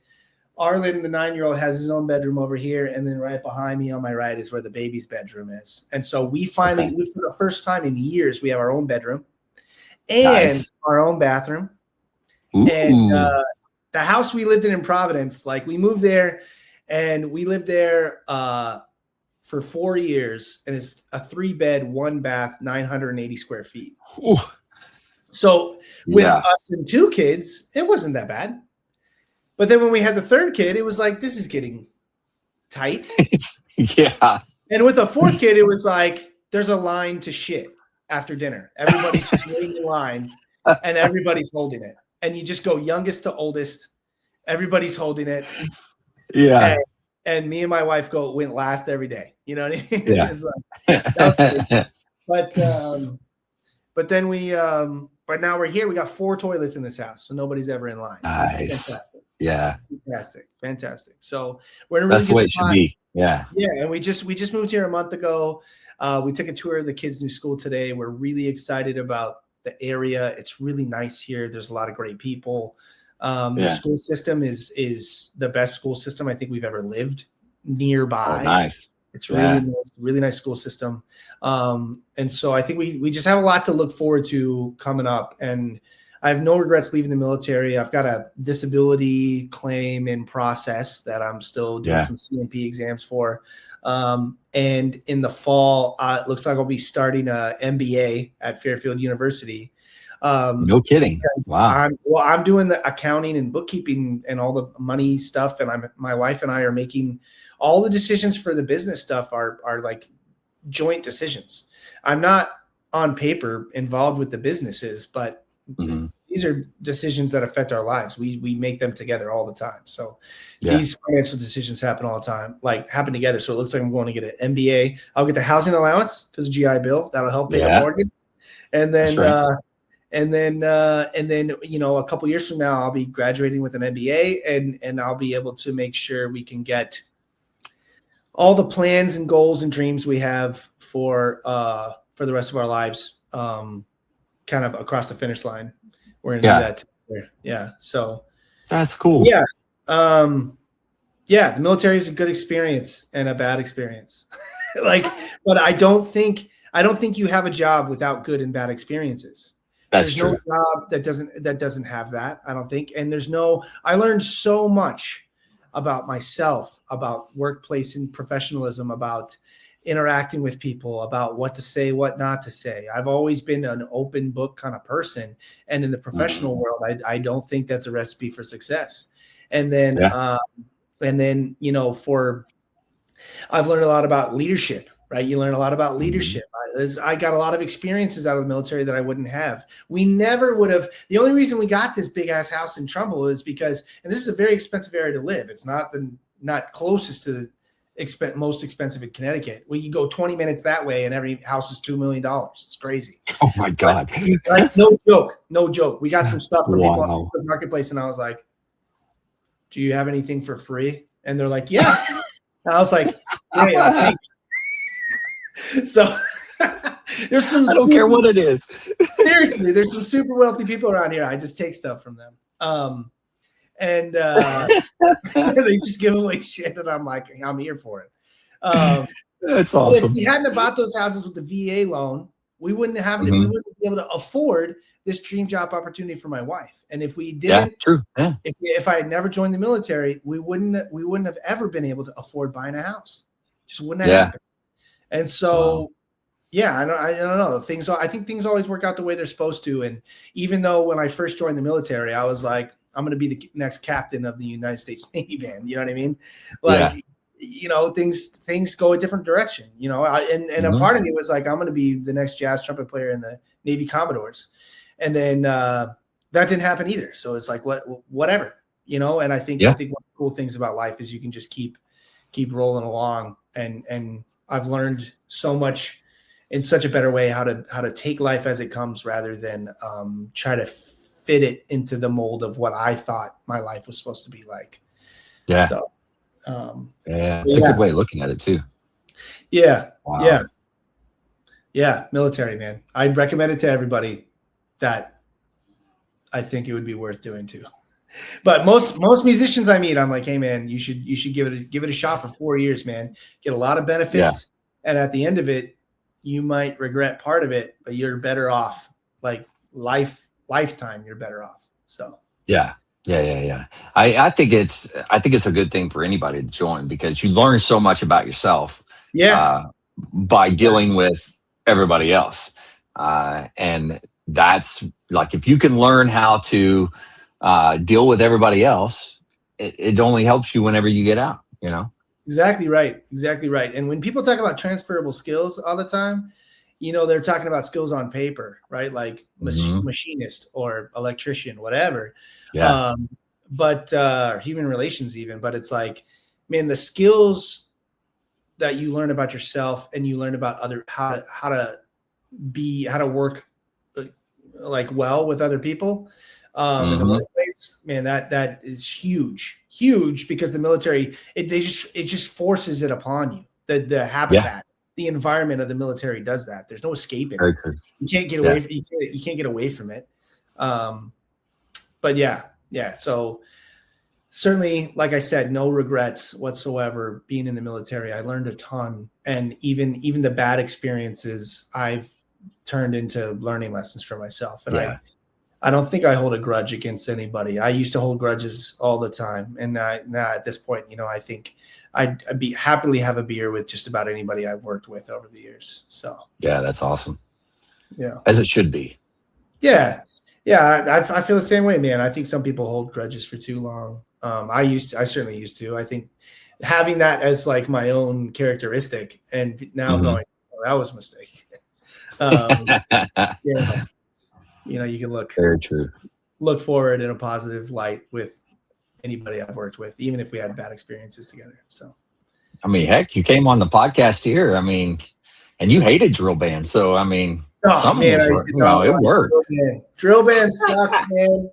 If you are trying to go be a musician in life, and one of the first things you do at your new job is march around for 2 hours, either it was super hot or for whatever fucking reason it was like 30 degrees. And it was true.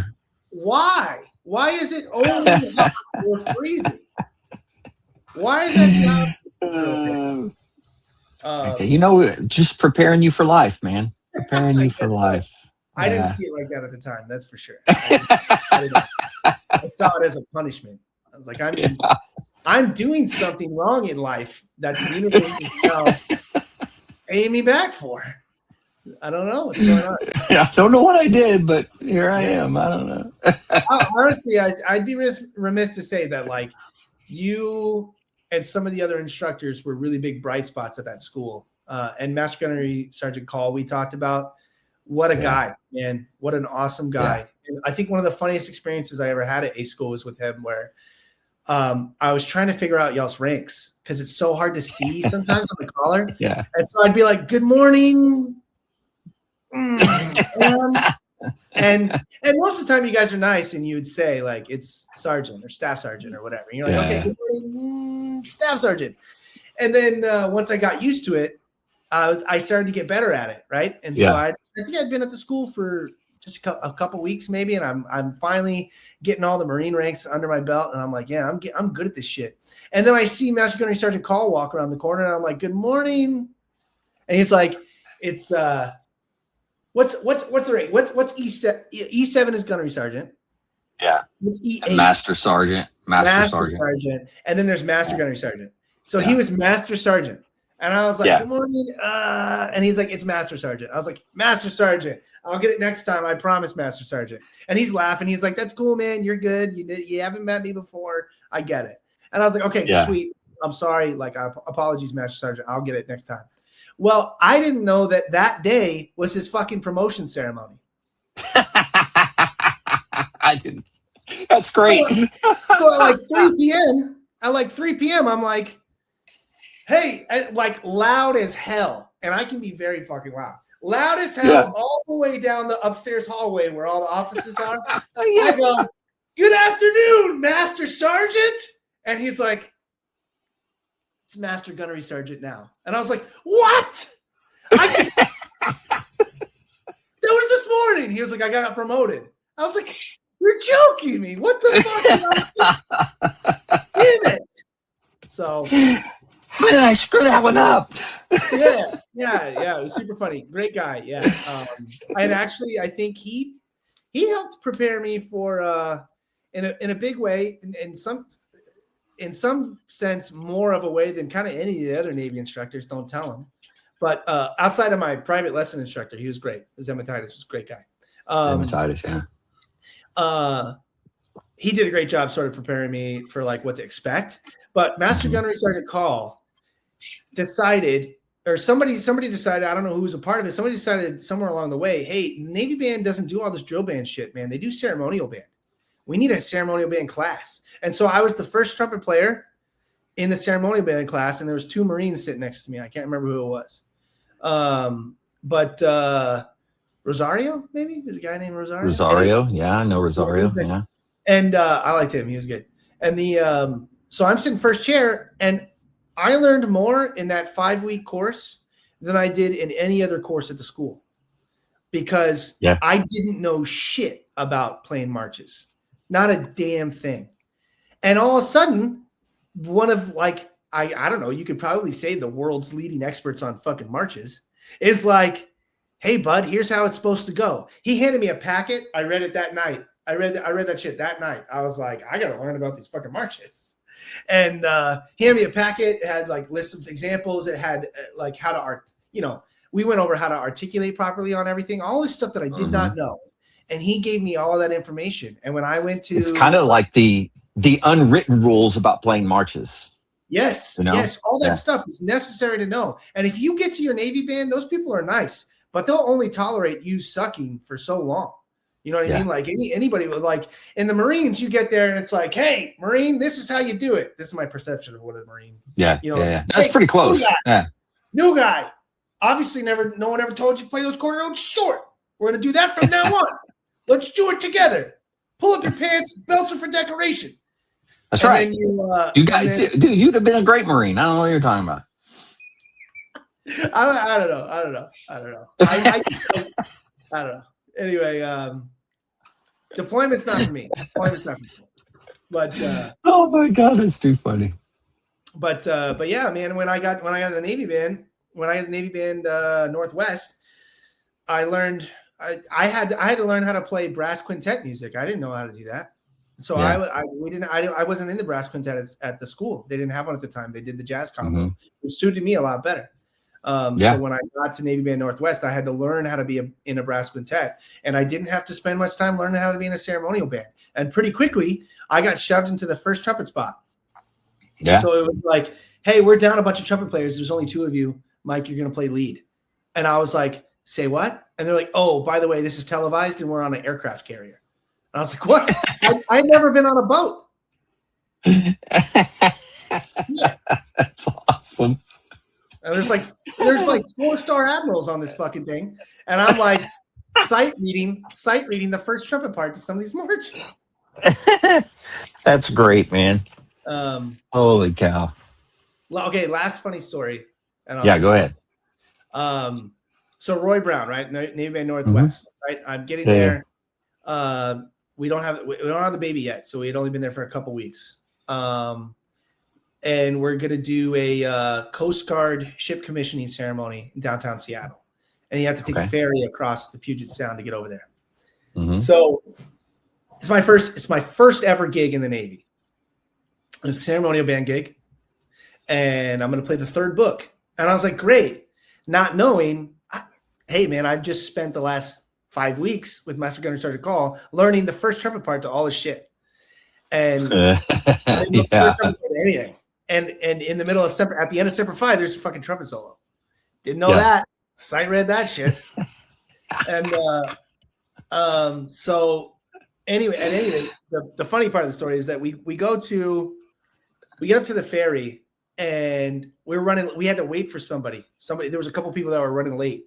Coming up from off base, because we would have delays every now and then at that base because there's a bunch of nukes over there, and so there'd be protesters blocking roads and stuff like that. So sometimes there's delays, threats, stuff like that cause a holdup at the security at the gate.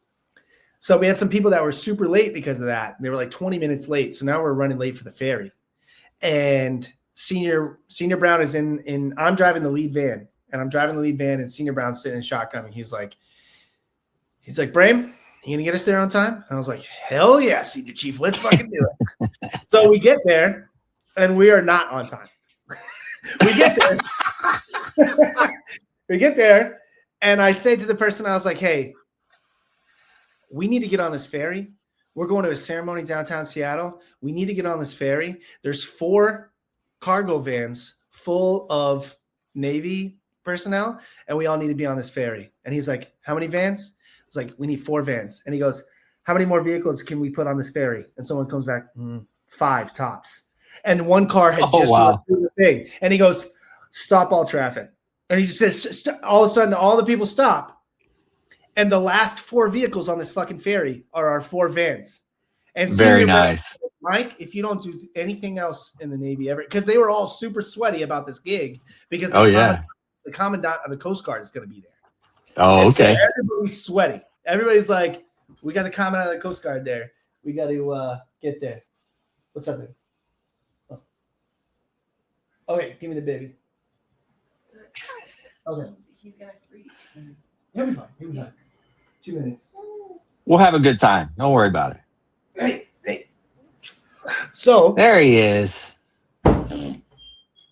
So we get on this ferry, and Senior Brown is like, "Man, that was great.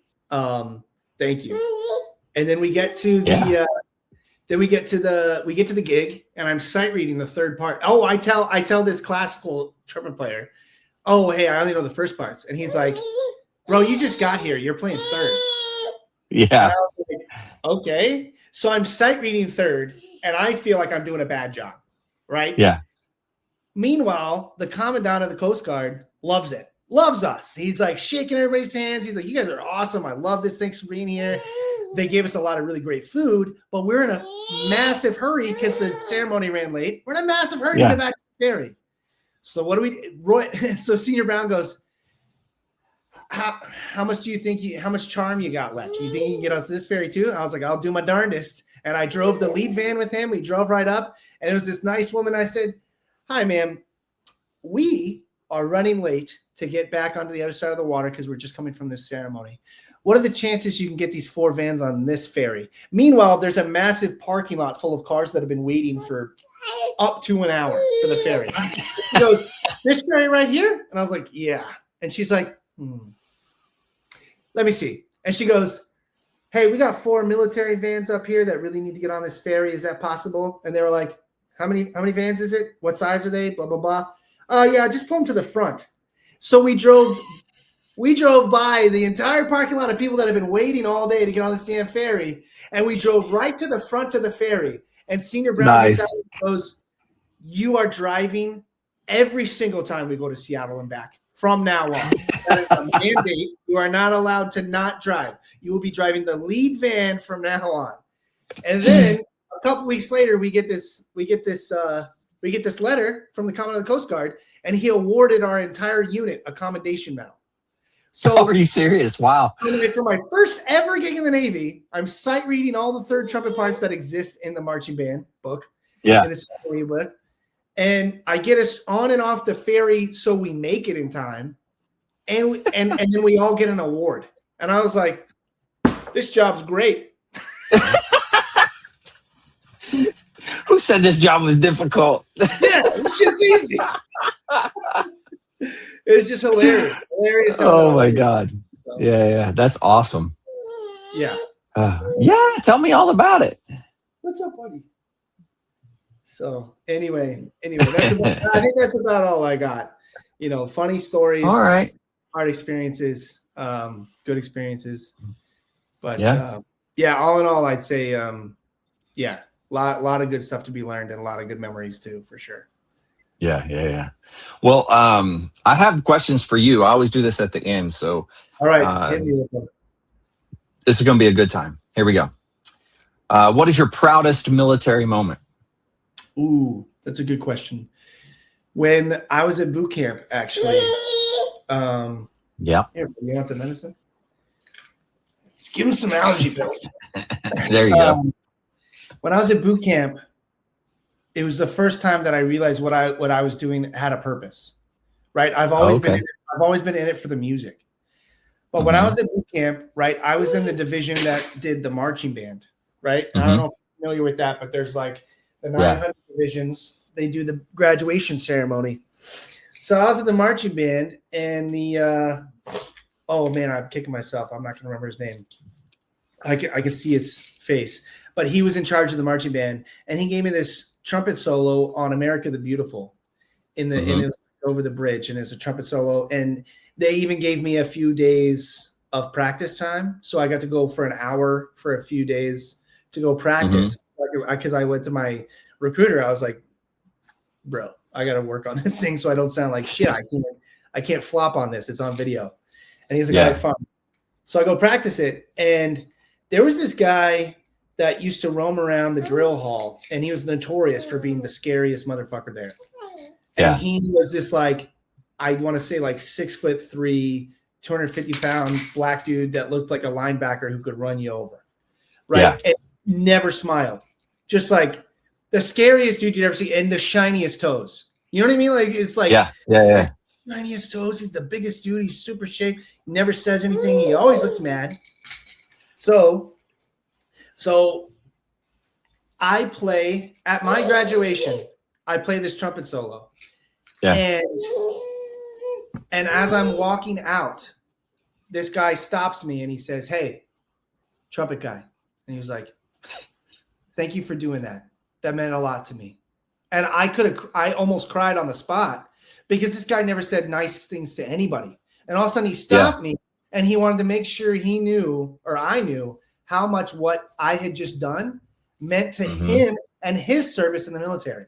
And it was in that moment that I knew, oh, this is what I'm doing it for. This is the smart. These are the types of things and the impact that I'm supposed to be making on people. So I've done a lot of stupid shit, like play the anthem by myself at a 9/11 ceremony because a chief select asked me to, which is not nice, not in regs at all.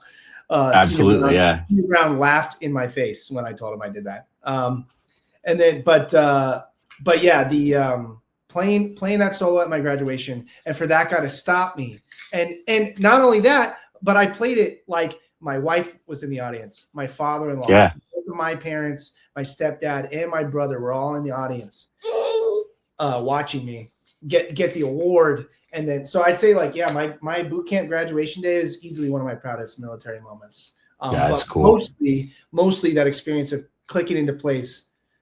I made an impact on this guy. I touched this guy. Oh, he said I touched his heart. He said, "Oh, nice heart with your playing," and I was like, "Oh, I get it. I get it now." So that was really cool. Yeah, I like that. That's a good one, man. That's a really good story. Yeah. All right, what is your most embarrassing military moment? Oh, bro. Okay, well, let's talk about the 9/11 ceremony. So we're going. I just made E4. And hey, buddy, I just made E4, and get you up to play with, dude. And I was on my first bugle gig by myself, right, without supervision. So I'm on my first bugle gig by myself, and it's a 9/11 remembrance ceremony. And I'll never forget this guy. He's a chief select. He had just been selected for chief, right? Because chief season is like September and October. It's chief select, and he's in charge of the ceremony. Yeah. When I walk up, I'm very green and fresh E4.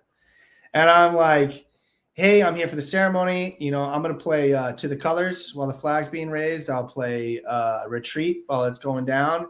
And they were like, well... And the chief select's looking, and then his chief supervisor guy's looking, and I'm like, is there something going on, chief? Chief was like, I don't know, is there? And I was like, what the fuck is happening? And what does that mean? And so the chief select guy was like, we were thinking it might be cooler, and let me know what you think. I think it might be cooler if on the way the flag was going up, being raised, if you played the anthem, and then on the way down, you played taps. And I was like, I'm not sure I'm allowed to play those while it's moving. I'm pretty sure I got to play these bugle calls while the flag's going up and down. And they're like, man, okay, because it'd be really cool if you could play the anthem while it's going up and taps on the way down. And I was like, not sure I'm supposed to do that. Let me make a call. So I call work and nobody answers. Oh, nice. So I'm like, all right. You know what? Sure, let's do it. So we're at this 9/11 ceremony in Bremerton, Washington, and Tuesday must have been 2017. Okay. 9/11, 2017 in Bremerton, Washington. And I play solo trumpet, the anthem, which, as you know, is completely against regulation. It has to be at least 5 people playing, and I did it by myself. So I did so a solo trumpet feature, playing the anthem as the flag's being raised, no less. Yeah, which is also to regulation, only to the color. That's the only thing we play during that sequence. And then on the way down, I turn around and play taps, and they're all saluting the whole time, and they're all like teary-eyed. They think it's the best shit ever. And I'm like, okay, I guess, whatever. Play taps, I get done. They're like, that was awesome. And I feel a little weird about it, right? Because I'm like, I don't know what just happened. So I get back to work, and I tell Senior Brown right away. And I said, hey, Senior, I need to talk to you about something, man. And I tell him what happened, and he's just laughing his ass off. And he's like loving this whole story, and he thinks it's so funny. And I'm drenched, like my armpits are like huge. And I'm like, I was so nervous. I don't know what the hell is going on. And I just did what they asked me to do because I didn't know what else to do. And they're chiefs. And it's like, okay, Mike, first of all, good job. You did it by yourself. You came back in one piece. Good work. And he was like, okay, future reference. You're never allowed to do that again. Nice. I need you to know that on site, you have to put your foot down and tell them, no, I'm the subject matter expert. And I know for a fact that according to regulation, I have to do it like this. And if it's not going to be that, we can call my band officer and discuss. And I was like, okay, thank you. Because I didn't feel like I had that power against these chiefs. You know what I mean? I didn't know what I was doing. I was still so fresh, right? And chiefs are such a thing, right? I don't know if it's in the Marines where it's like as soon as you make E7, you're gunnery sergeant. It seems like when you make staff sergeant, people start to take you a lot more seriously. But in the Navy, it's like you make chief, everybody starts listening to you a lot better. And you got a lot more weight behind those anchors than you do behind the chevrons. And so I was like, oh man, these guys are chiefs. I better just do what they say so I don't get in trouble.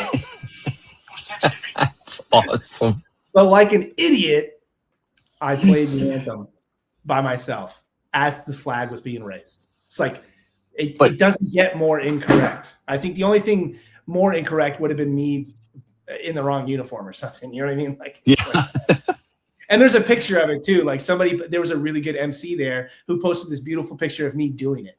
So there's a picture. Oh, nice. Well, at least it wasn't a video. I know. It's not a video. Yeah. It could be worse. No video proof. So. Oh my gosh, man. That's a good one. I like that. All right, let's see here. If you could be one military leader for a day, who would that be? Honestly, right now, send me all the way up, Secretary of Defense. I do not love what's going on in our country right now, politically or otherwise. But the military seems to be some sort of massive shit show all of a sudden. And I'm like, guys, there's a reason why a bunch of stuff is in place. Don't just throw. I feel like our current administration / Secretary of Defense has like thrown out the baby with the bathwater. You know what I mean? And it's like, okay, you don't have to cancel everything that's working just because some of it doesn't work. Why don't you take the stuff that doesn't work and make that better? And that's it. You know what I mean? So it's like, it makes sense. Yeah. So yeah, I would not mind. Okay. Skyrocket me to Department of Defense, make me the secretary for a day, let somebody else put out all the fires, or if that's what he does, if he's putting out fires, give me the administrative position so that way I can make sure that we get back to like a real efficiency in the military. That's what I want to, make the military efficient. Let's stop wasting resources, stop wasting time, stop wasting money. Let's get our jobs done efficiently. So yeah. All right, that's good. All right, here we go. What is one lesson or skill that you learned that you still use today? Okay. Harbazook,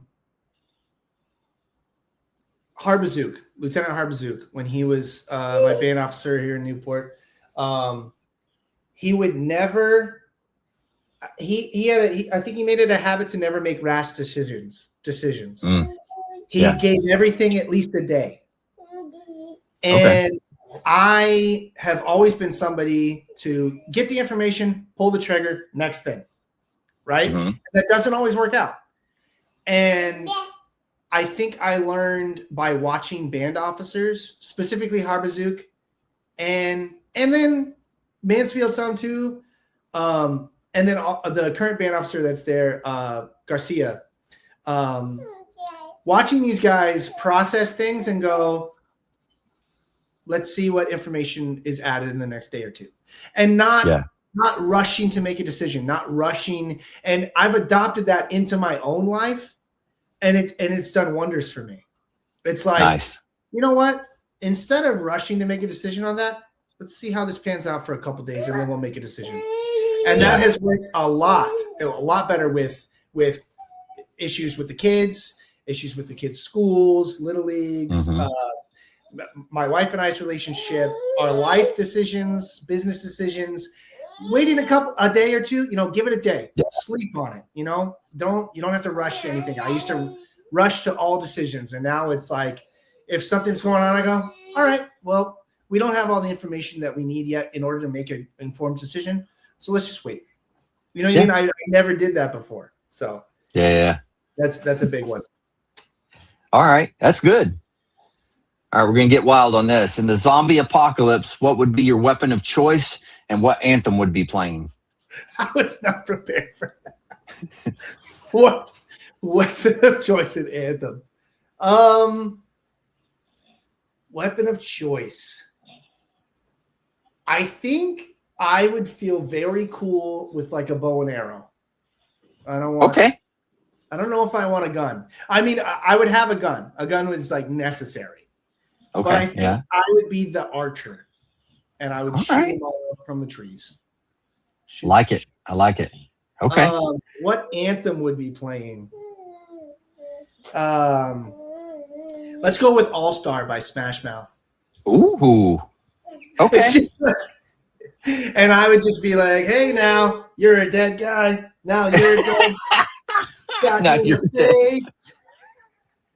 I just think I would get more enjoyment shooting zombies through the head with a bow and arrow and watching them kind of flop over versus just you know what I mean? I want to you gotta have a little entertainment in it. Right? Yeah, make it fun. You know what? That's one of the things. I don't like to do anything if I can't make it a little bit fun. There you go. Yeah. Even killing zombies, it's got to be fun. Exactly. That's good. Yeah. All right. What animal best describes your time in service? Woo. I'm gonna go with what kind of things evolve? Evolve? It's hard to say. I'm torn between like saying like a caterpillar that turns into because there's like a metamorphosis involved there. Yeah. I feel like I'm a much better version of myself than when I started in service. Okay. So a butterfly in a way, which is like so military and macho. Yeah. No, that's good. And the other thing I comes to mind is almost like a horse, because young horses are very ill-tempered, fast. They go, and then but like grown adult horses, that's good. They're much more wise, and I think like I don't want to say I'm wise, but I definitely have learned a lot from my time in service as a person and as a military member, and I feel like wiser. Yeah, wiser. Yeah, there you go. Yeah. Let's go butterfly or a horse, metamorphosis / maybe a horse fly. Horse. Yeah, put them together. And have you ever been bitten by a horsefly? Oh my God, yeah, man, that hurts so bad. Yeah, they are mean. Golly. I hate them. So. They are. Let's see. Knowing what you know now, would you do it all over again? Absolutely. Yeah, 100%. Yeah, 100%. good. I would do it again. And I don't know if I would stay the whole time. I think I would do the 4 years. If I could somehow not lose any of the relationships that I gained in my second duty station, I would just do the 4 years and then get the benefits, get out and accelerate our future. I feel like financially we're going to be way better off in the long run out of the military than when we were in. So okay. Yeah, that's good. All right, man. This is I give everyone an opportunity at the end. I call it words of wisdom. So this is your opportunity to kind of give us all your thoughts, your words of wisdom, what you want to leave everybody with. I think one of the things that I try to live my life by that has resulted in a lot, I think the most good in my life has been a result of me fearing regret more than I fear risk. So I have a larger fear of regretting, a larger fear of missing out You are so loud. Who are your parents? I have a much larger fear of missing out and regretting not doing something than I do of the risks involved. And what I mean by that is, like, right now, my wife and I do not have a lot of money in the bank, and neither one of us has a salary, but our mortgage is hefty, and we are figuring it out. And that is uncomfortable. And I think it's unfathomable to some people. You know what I mean? Like, there's people that I know personally that would like, I would never put myself in a position to pay thousands of dollars for a mortgage and not actually have a salary. Yeah. And I'm like, I don't know. My wife and I are very capable people. We're going to work it out. And in a few years, we're probably going to be laughing all the way to the bank. You know what I mean? Yeah. And it might take 5 or 6 years, but we're committed. We're all in to this adventure now. And I think if there's something that you want to do in life, don't fear the risk of doing it more than the regret of not doing it. So if there's something you want to do, if there's a path that you feel like you can do, then that is probably something you can do. Yeah. Everything I've done that I thought, I don't know if I'll be able to do that, I've been able to do it. There's nothing that I thought, I don't know if I'll be able to do that. There's nothing that I haven't been able to do of those things. So if you're just a regular person that is not extraordinary in any way, like me, then you'll be able to do whatever it is you want to do in life. If you don't fear the risk of it more than the regret. So don't hold back. Don't not go for something just because you're scared to do it. In fact, the things that you are scared to do are probably the things that you should run right at. Good point. I agree with that. So that's where I'm at. That's you, man. That was good, man. I've grown a lot, man. You know what's funny is like I feel like I just saw you. I feel like I just graduated A school 10 years ago. You know, I feel like it just happened. And in a flash, you're retired. I have 4 kids, and our lives are completely different. You know what I mean? Absolutely, yeah. It's crazy. It's crazy. It a blink of an eye. You know? Yeah. Wow. Well, thanks for coming on and doing this, man. I learned a lot. I had a ton of fun. I had a lot. I was looking forward to it for a long time. And, you know, when you reached out to me a little while ago and you're like, hey, I need you to come on my pod. And I was like, I'm still in. And you're like, never mind. Yeah. Yeah. Wait till you're out. Then you can come on. And I was like, okay, cool. Cool. Yeah. I try to stick to that as much as I possibly can, just because you might accidentally say something, you know, if you're still active duty, to get you in trouble. Yeah, that's true. Something. The last thing I want to leave you with is a funny story. Also, very embarrassing moment. So, second most embarrassing moment. I like it. We're in Times Square. It's my first time ever playing in Times Square, New York, and I'm fronting the brass band. I'm the MC, and everybody's excited. We got a big crowd of people all waiting for us to play. It's beautiful weather. We're not even covered. Nice. Like, it's just like everybody's ready to go. And I'm trying to get the talkie mic on, and somebody introduces us and says, hey, there I come. And my mic's not on. There is, at least something's not going right. And I'm talking, I'm testing. In the crowd, some guy goes, that's our tax dollars at work, baby. And I was like, and I couldn't tell if he was serious, if he was actually mad, or if he was making a joke. So I go, hell yeah, brother. And I said it like that, in that accent, very loud, just as the mic comes on.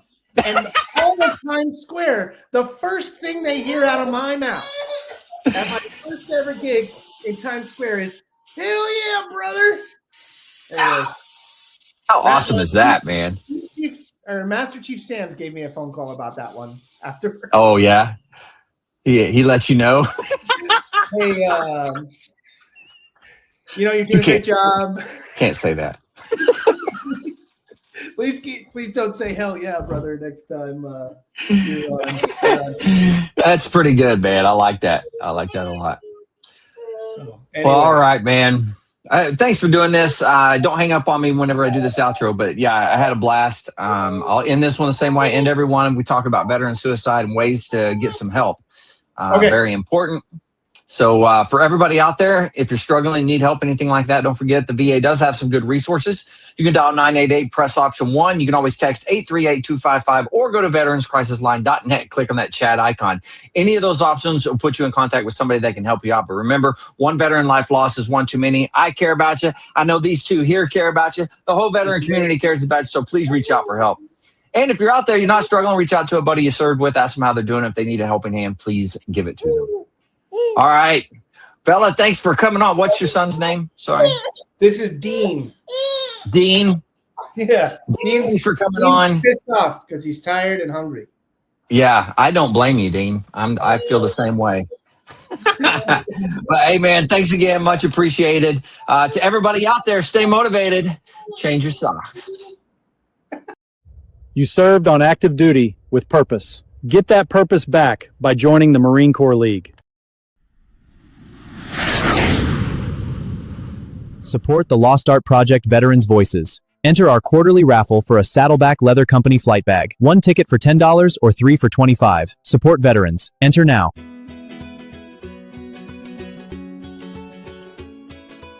Every veteran has a story. Every story is a piece of history. Join the project as we collect, preserve, educate, and inspire. The Lost Art Project. Veterans Voices. Preserving voices. Protecting legacies.